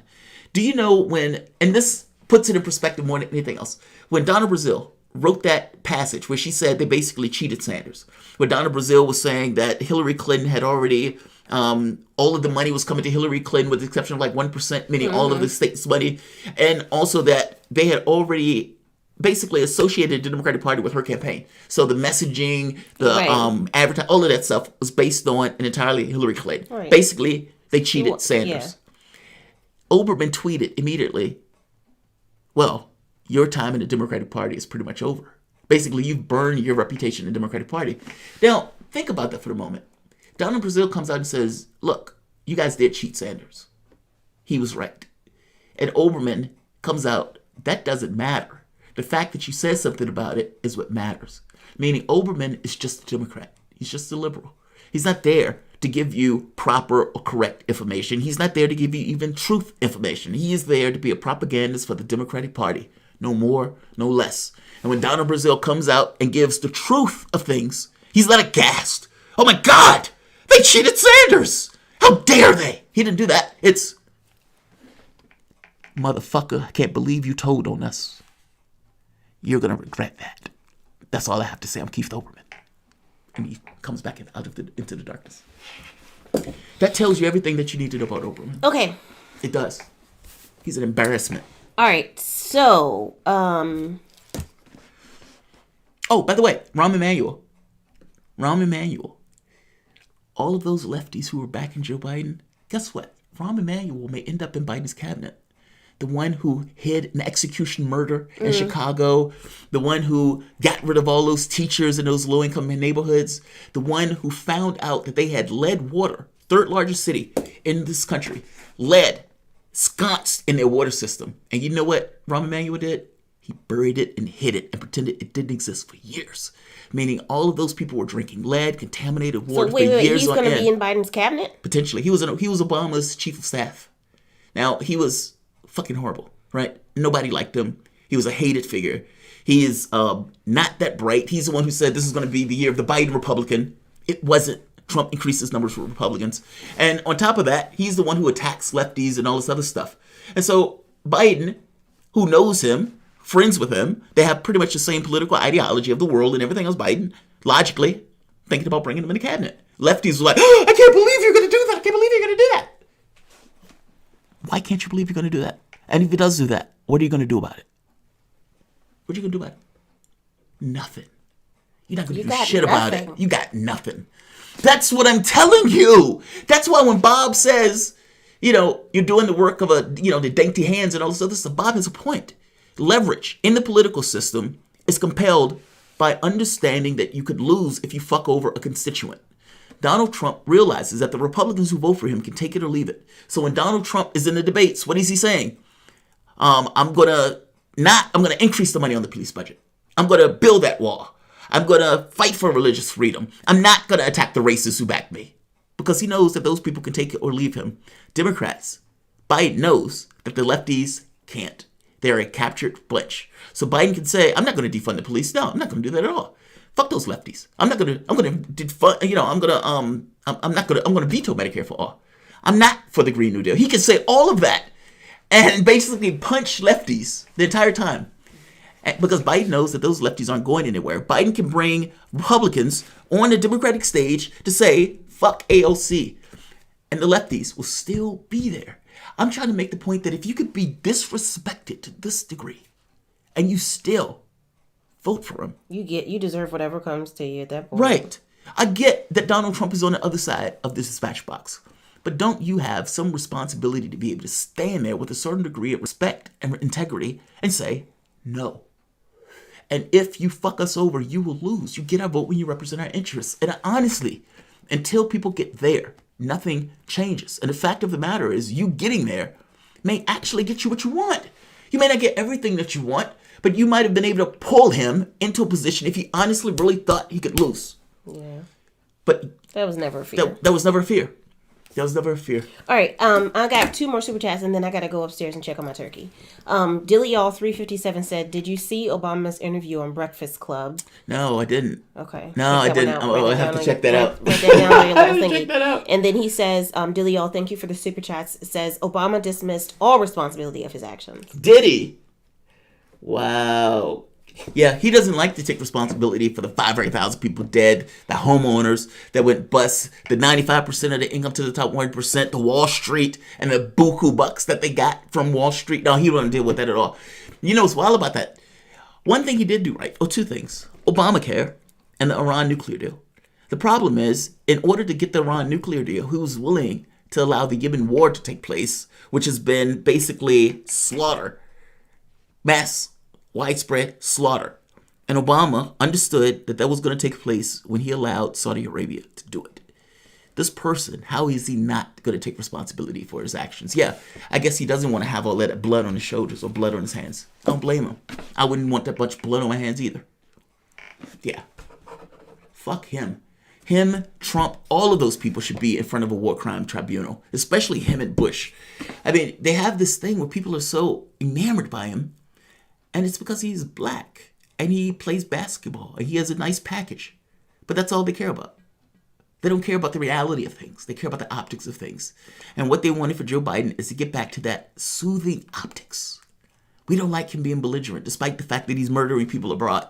We need him to be more placid. We need to be more predictable in regards to the countries he's going to overthrow, this military that he's going to put into those places to try to steal this or that resource, the governments he's going to knock over. We need him to be predictable in that fashion. Trump is not that guy. We need him to get those trade deals where they can fuck over American workers and fuck over the environmentalist movement. That's what we need to get back to. We need to stop and get rid of Trump. Don't tell me that Biden was a clearly better option. He wasn't. Not clearly better, especially if you're making an argument about foreign policy. So, don't give me that stuff. All right. I'm heading out. Are you going to keep going? Where are you heading out? I got to go check on the turkey. It's 2:30. The turkey's fine. All right, I'm going to go. Well, let's do one more. No. Well, pick one. We'll do that one more. No, I've gone through all of the ones on here. You did? I went through the one. Nobody really posted it felt like we were on only here for like 10 minutes. We were not here for 10 minutes. We were here for lots longer. Okay, well, let's do one. Just do this one and we'll call it a day. This was one of the ones I even put on the thing for the Supreme Court. Okay, go ahead, bust a move. All right. The Supreme Court. Now, what's the woman's name that passed? Ruth Bader Ginsburg. Ruth died. Yeah. Now, all of these lefties and all of these Democrats were praying every day, just like they were in a Muslim country, on their knees. Please keep her ass alive. She was dealing with cancer. She was dealing with all of this stuff. And she persisted. She kept going on. Held on. She was holding on. As long as she it was could. Like clinging to life, like grim death, and just wouldn't let go. And she was going by the prayers and the tears of all of the people in the Democratic Party saying, please, just 2 more years. Just last. And one morning, she woke up dead. She couldn't carry the burden. And Democrats privately cursed her name at that point. You bitch! How dare you die on us in this way? How dare you? How dare you? Trump puts a woman saying, look, I'm going to be progressive. Trump says, I'm going to be progressive in that spot. And he puts Amy Coney Barrett, a religious maniac, into that spot, a conservative. Now, people like to say that the Supreme Court is supposed to be a non-biased actor. Are they fucking kidding me? If that was true, people wouldn't fight for it so hard on the Democratic and Republican side to put those people in that spot. They put those people in because they know what those people are going to do when you're there. When you put a Thomas in, or you put a Scalia in, are you telling me you don't know what Scalia is going to do in that office? You do know. The catch of the matter is the Supreme Court and the people have moved so far to the right that people who were put in by people like Reagan and whatnot are like lefties on the court now. That gets across how far, like, our political spaces move, where you could see, like, in real time, people were put there, and you're like, holy shit, that guy used to be right, now he's on the left? What the fuck just happened? Yeah, because those people are moving it so far. Now, Roberts tries to maintain the integrity of the court, because Roberts doesn't like this notion that the court is a rubber stamp. He doesn't want that. He doesn't want the American public to look at the court and saying, okay, it's a political body. It is a political body. In fact, the matter is it should be treated as such. If you need to rotate those judges out, if you need to put additional judges on, if you are the Democratic Party, if you are a person on the left, the Supreme Court has to be something that needs to be mitigated as a political factor because it is a political object. Now, the public doesn't like to accept that.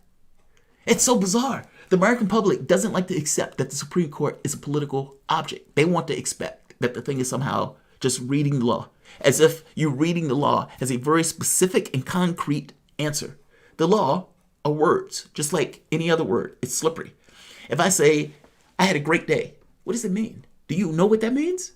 You know that, okay, he's saying the day was favorable, but what does it actually mean? You can't get into me to understand entirely what that means. I have to give you pictures and images and all. Well, you don't have pictures and images in law.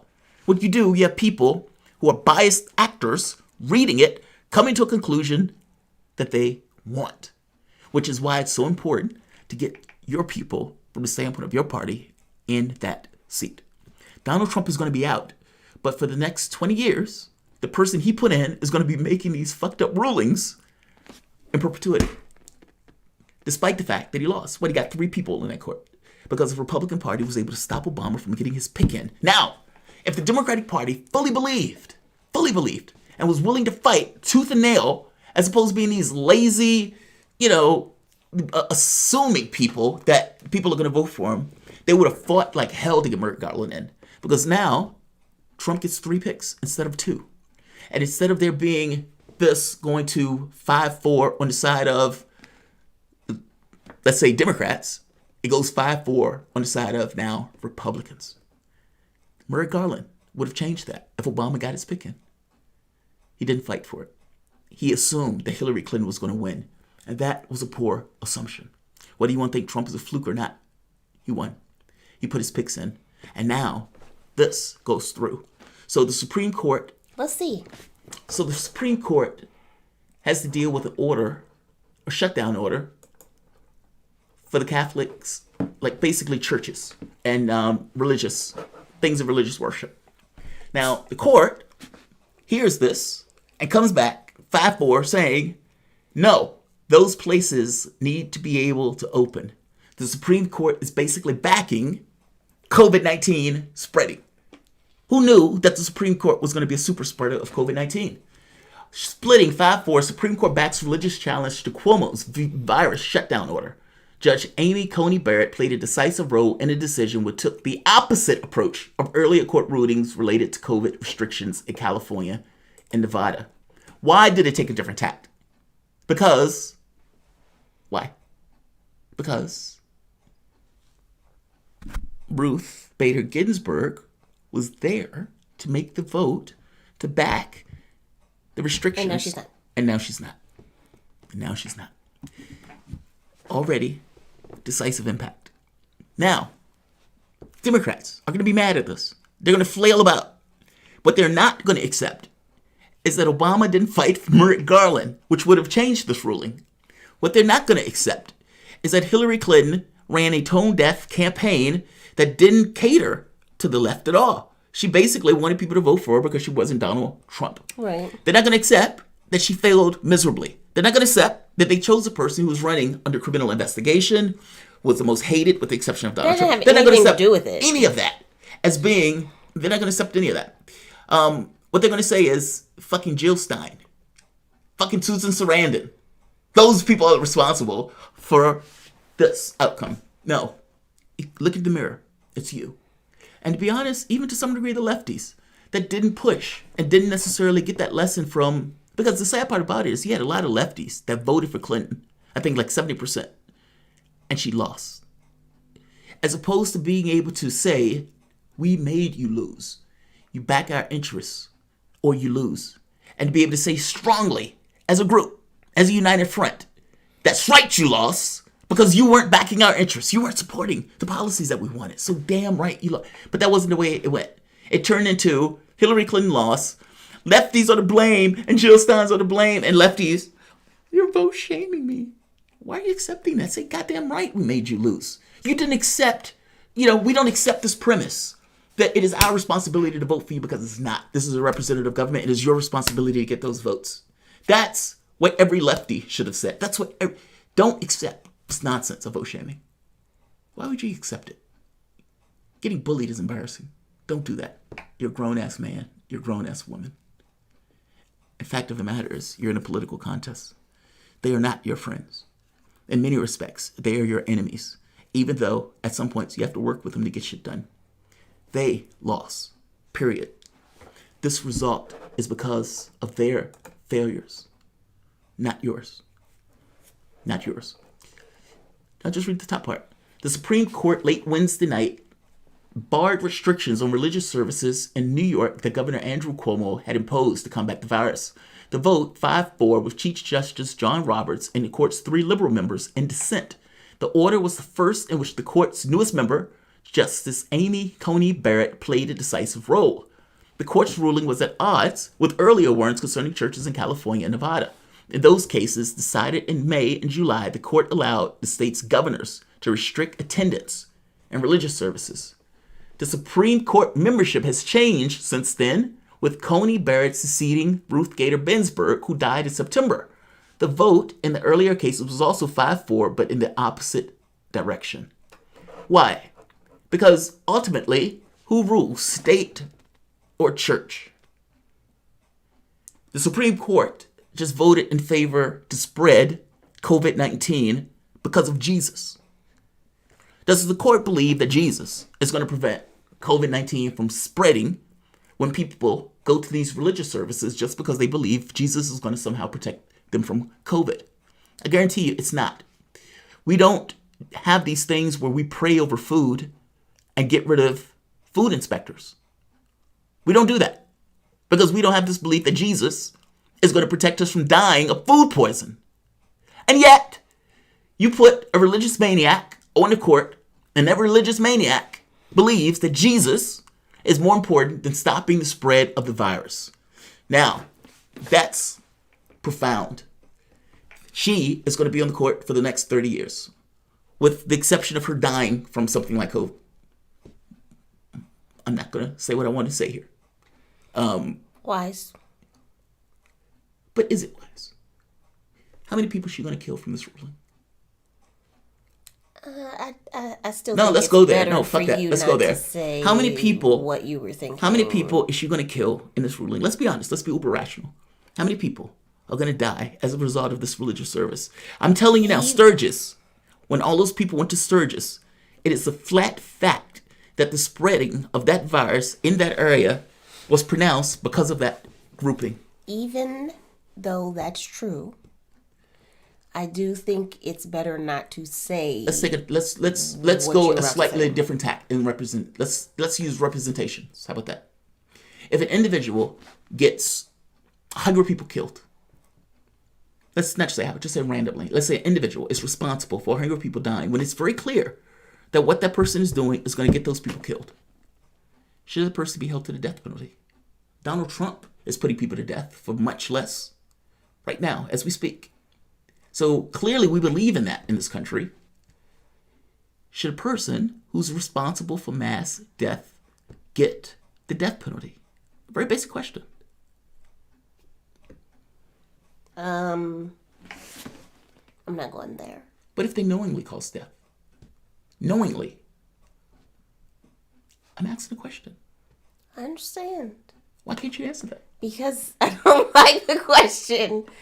I don't like the question. Look, I'm just making the point that I understand. The police in this country will murder people for very little. You know, I was terrified. That guy had a taser. I had to kill him. Maximum justice. I didn't have a choice. I was terrified. I heard somebody say something in the house, so I just shot through the window.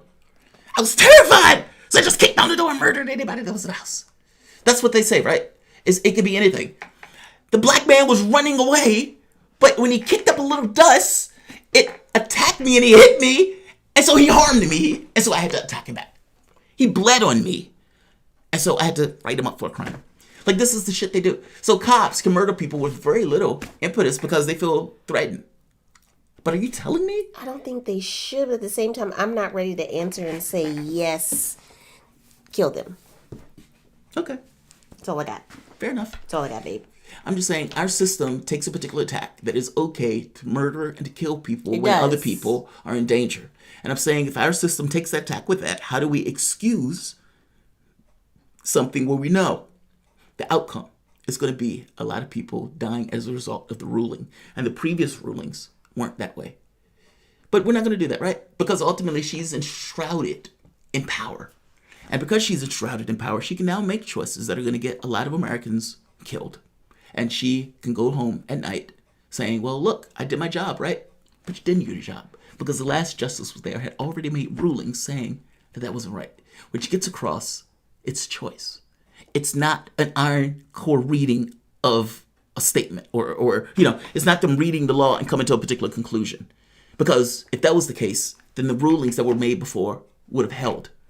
That's not it. They are making a choice. They're looking at the law and they're pulling it apart and making determinations on what they want it to be. And that's exactly what just happened when she countermanded the other rulings that were in play. That's what I'm making the point. It's a political body. It's not this reading of the law. It's just a flat fact, ironclad thing. It's how do you interpret what you're reading? And the moment that you put in a religious maniac, you know what the religious maniac is going to do. She's going to get people killed. This is basically murder. And, call it what it is. You're making a ruling that is going to get people killed. If I am, shooting in my house randomly, it's foreseeable that one of those bullets may go out the window and hit a neighbor. It's foreseeable. Then I'm responsible. If, you're driving your car inebriated, it's foreseeable that you could hit somebody in that car. If you make choices, there's going to be people injured, killed, as a result of those choices. There should be consequences. And in this case, they're not going to be consequences because she's enshrouded in law. But let's not fuck around and pretend as if this stuff is somehow, just ironclad law that she's reading. Her religious tendencies is basically filling that up. And she's just made a choice of church over the well-being of the state. Right. Now, state, at that point, need to find ways to make it miserable for those people to be at that church. I don't know how you do it. Make it miserable. Put road work outside if you want to do it. Make things loud and construction, but you should not allow these people to go to these services unbothered. At least I wouldn't. I'd be a dick about it. Because this is one of those things of church versus state. And the last thing I want is for people to be super spreading because of Jesus. Jesus allows me to spread the virus. Yeah, okay. I don't buy your Jesus as being a legitimate thing. I don't pray over my food because I don't think my prayers are going to somehow stop the guy that's spitting my food from that, bugging me. And the same thing with this. The idea that they're going to go to a religious service and Jesus is going to somehow protect them is insane. And even if they themselves go to the service, I don't care if everybody in that religious service dies. It's their choice. My issue is that they walk out and spread that shit to other people. That's my issue. It's your choice, man. Like, my issue is not if you want to get 1,000 people in a room and all of you say Hail Marys and pray to Jesus. I don't care. Even if I know that them going into that room is going to get each and every last one of them killed, it's their choice. I have no feelings about it. Maybe I'm a horrible person because I don't. It's their choice. The moment they walk out and they go to a 7-Eleven, or they go to a convenience store, or they go to a store, or they go home and they have an elderly person in that home. They go to somewhere else and there's an elderly person or somebody who's ill or somebody, whatever. And they spread that shit. That's my issue with this, right? And so it's not so much as the individuals. Yeah, I want those people to have their individual rights to religious and practice in the way that they want. I don't want them to have the ability to leave that service after. Maybe what the state needs to do is put restrictions on it and do COVID tests before they can even walk into the church. They do that stuff with abortion clinics where they try to find ways to get the law to get as close as possible to ending abortion without being able to actually do so. Yeah. But guess what? Amy Coney Barrett is on that judge now. Obamacare is coming up in court case with her sitting on it. 20 million people could lose their health care as a result of a ruling that she may make within a few months. Roe v. Wade.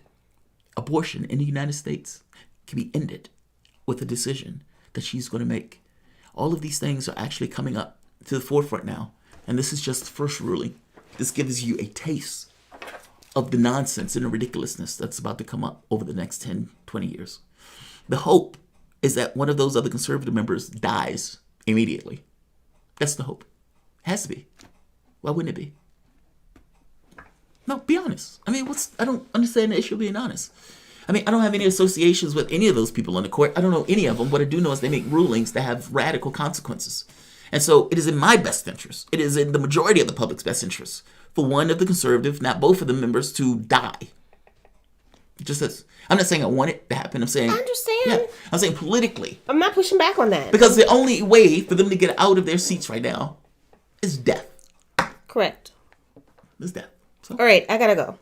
Mark Mason, thank you for the super chat. Mark says, I love this. Not before I read my motherfucking super chat. No. Read the chat. I'm saying we can both end it. No. I may do shows after we leave. Mark Mason says, I love this show when it's a couples episode. Thank you, Mark, for the super chat. Oh, that's awesome. Darren Alevi, thank you for the super chat, says, nice to see Mrs. Thomas on the show again. Hope you're doing good, Aisha. 2020 is kicking my arse, but I'm here. Yeah, same here. All right. Sick, grandmother, me. Yeah, it's just been a lot of stuff this year. 2020 has been a fuckfest, to call it mildly. It's been very strange. We moved to Maryland, got a job on the radio, got a raise, meaning, a new position on the radio, meaning I got a promotion within a very short period of time. And then, bam, sick. It's like, it starts off like taking out a wildebeest, where it starts off small. So it's like, okay, a fistula stops. All right, I got to get that checked. Then a clot in the arm, so the arm swells. Like, okay, fuck, that sucks. Then a stroke. Yeah. Then, what's the other stuff? What is stuff with the S? Shingles. Yeah. It was like all of this stuff went back to back to back to back, and it would be like, are you fucking kidding me? Like, it's just so, like, the odds of some of these things happening is like so bizarre. Rough. And then grandmother, and then dog. Like, all of this stuff was going on at once. The dog is upstairs now. He's extremely ill, and we're not entirely sure why. And so it's like, no, this has just been a rough 3 months, to put it mildly. And it's still not over with. I go Monday to get my catheter pulled. Arm is so swollen. It's been a lot. But look, it's been worse for many others. And at the end of the day, we've been able to maintain, despite the drop in, viewership on the channel and everything else. And a lot of people haven't. We were able to continue to do our work remotely. So it's like, in spite of everything else that was going on, at the very least, we had the capacity to maintain. And that's something that a lot of other people, millions, did not. So, it's like you have to take that stuff within a context or within stride. And this has been a weird year, but I'm not going anywhere at this point. And reality is not going to rip me away from my wife and from this channel. So reality go fuck itself as far as I'm concerned. It may be out to get me. My fucking dog alone. It may be out to get me, but it's not going to. We were watching, I took a look at my, I've told people my astro chart, and my chart is dead on in regards to who I am. It's been that way, and it seems as I get older, I grow into it that much more. I was looking at my long-term projections for this year, and it was not good. Well, it was weird. The job thing was predicted. The career stuff was there, but then it starts to get dark. It starts to get very dark. And when you start thinking about it, you was like, well, fuck, man, the stroke, that's there. And then you think about the stuff that was happening around family, that's there. Like I looked at it, I watched it, I was like, oh, this is good. It was like, oh, that doesn't look great. Oh, that doesn't look great. And then the problem becomes, what does it mean? Because it could be something minor, or it could be something big, but it's just kind of an indication that something is there. And mine was this notion of, you're going to grow up this year. I was always a grown-ass man, but that becomes this notion of what that means in the sense of family, in the sense of members of your family that may pass, members of your family that may come into it, meaning Cherie having a kid. So it's just been an interesting and weird year, man. But it's almost over. Hopefully 2021 would be a rejuvenation, I suppose. But we'll see. We're here. This channel isn't going anywhere. I'm not going anywhere. If everybody on this channel leave me here, this channel would still be here doing the news. That's where I'm at. I'm not leaving, babe. I'm just saying if everybody left. But I'm not leaving. I appreciate that. I'm just saying if the mental conception that if everybody left me here, I will still be here on my own doing the goddamn news. Overly verbose. Okay, all right, I gotta go get the turkey.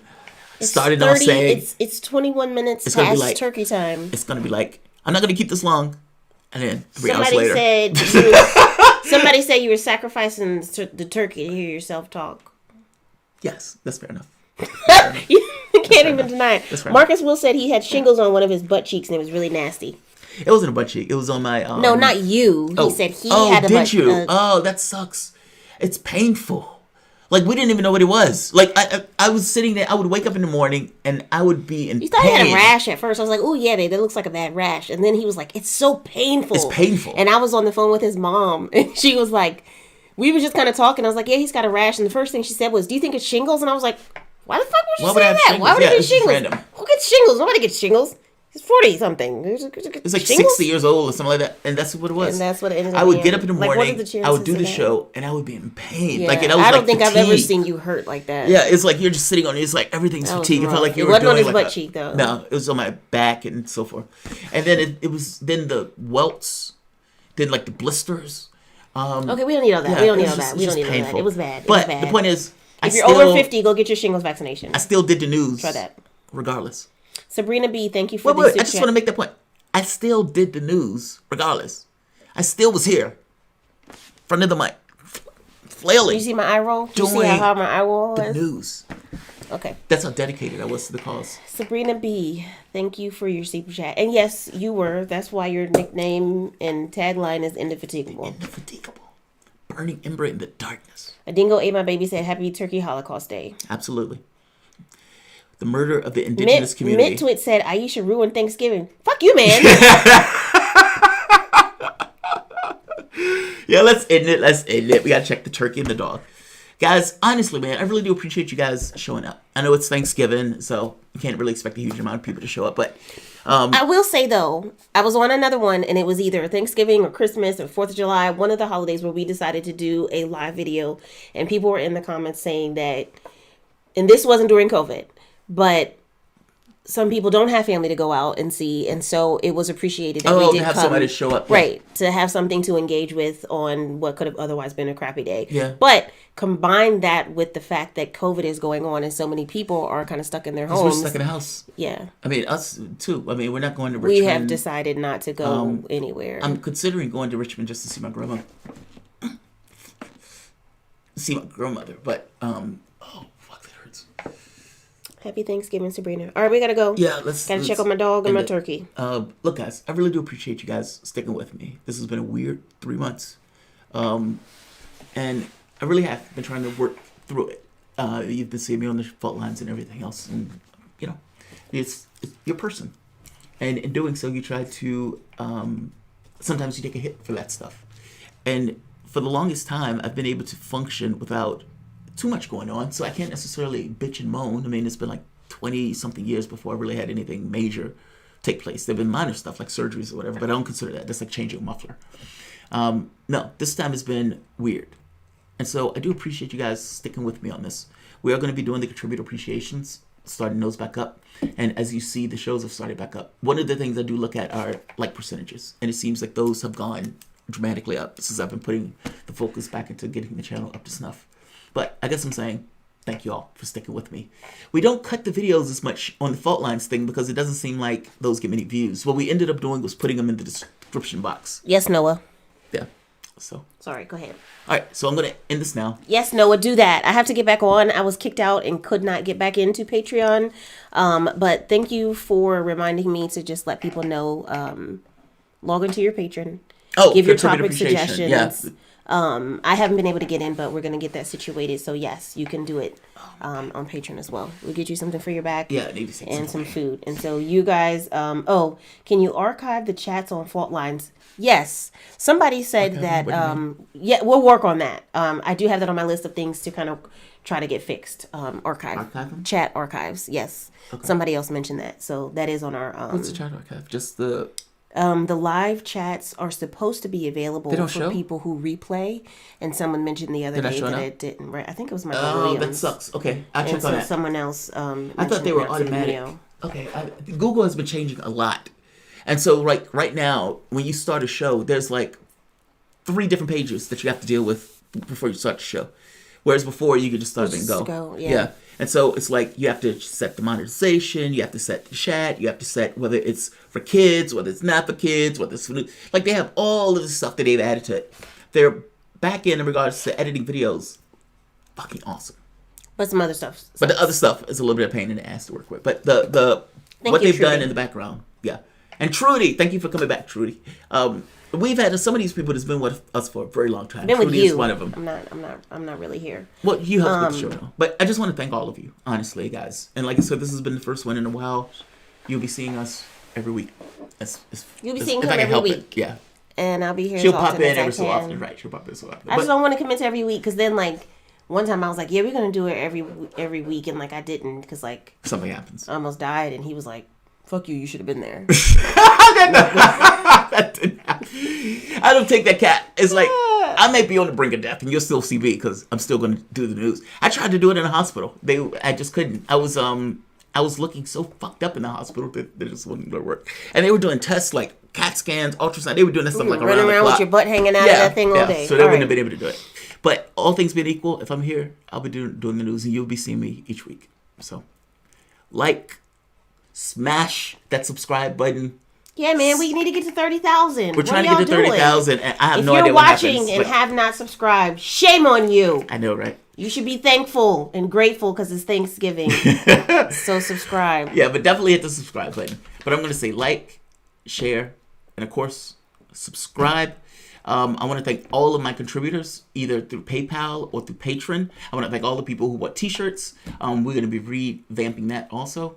Also, as a FYI, Fault Lines is a 3-hour-long show, Monday through Friday, 7 to 10 a.m. Eastern, hosted by Jamal and Shane Stranahan. But this week, we have started adding in the guest information to the description box, as well as trying to get the graphics on the thumbnail. Yeah. It's because a lot of people are like, oh, it's a 3-hour show. I don't know what the hell y'all are talking about. I don't know who's on here. And so we are putting the guest lineup in the description box. So when you see those 3-hour-long videos, click them. Check on, see what's on the description box, and you see, Cryptician said we want more Aisha. I invite her to do shows. I mean, when we're he does. I'm not here. I'm not here because of him. I always invite her to do shows. I even told her if you want to do your own show, you could do it. I think you did one on Sudan where you did a breakdown of what was going on in Sudan at the time. And I covered when because I wasn't able to do it, and you did it. You stepped in. But I'll just offer her to do her own show. She's going to be teaching pretty soon for medical stuff. I got a lot of stuff going on. Yeah. But she's always everybody does. But I need to find somebody else that can do a segment on the show. Or that could do like their own thing.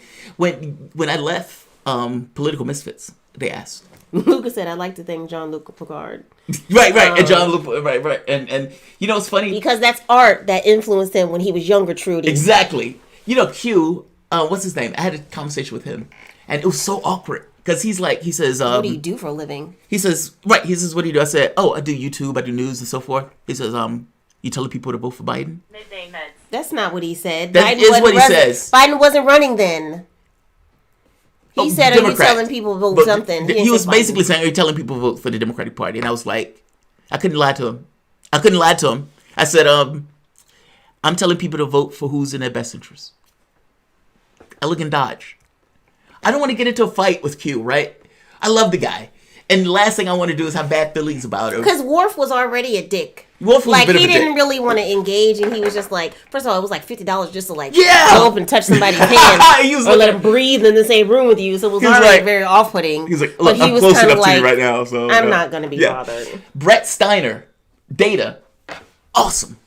No, I haven't checked the turkey yet, Dave. Brett Steiner was awesome. Also, Dave, I don't know what you have done in your YouTube history, but every comment that you post is hidden. Really? Yeah, every single one. You ain't living right. Because I have to approve every single one. So if I'm not here, your stuff is going to be hidden. I don't know what you did, David, but that's how that rolls. But yes, no, I have not checked the turkey. All right, so let's leave now. Ciao. Brett Steiner was out. awesome, though. I'm going to give a shout out to Brett Steiner because he sat there and talked. And he told me a story about a friend of his and all this stuff. He was chilling. so cool. He was so Q cool. was awesome cool too. Q was damn cool. They were like having a real life conversation. It was wild. Like, Brett Steiner had a line. And do what you need to do. All the way back, and he was still sitting in the chair, chilling, talking. That video right there, he has a line behind him. You can't see it. And he's still I'm going to give you your $50 worth, and I'm going to sit here and talk to you. And I'm like, yes.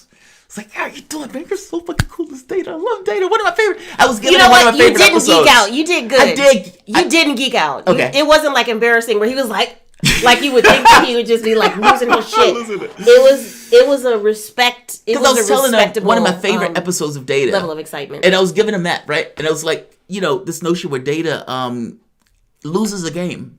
Let's just call it chess. It's not chess, but he loses a game of chess. And Data thinks to himself, I should not lose to a humanoid. And because of that, he gets this thing of he gets gun shy. He gets insecure. And they're like, he's a robot.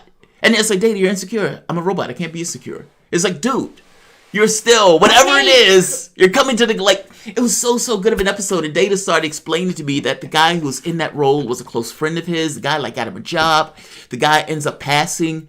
He used to do acting at his house. Like, Data goes into all of this, standing there, talking to us. That's what I mean. He was so badass. I'm gonna get the turkey. Smash that like button. Smash the share button. And I want to thank all of you guys again. Have a good day. You all have a good weekend. Stay safe. Thanksgiving. Don't Be let nobody safe. breathe on you. Take your bong hits. If you're going to be in the house,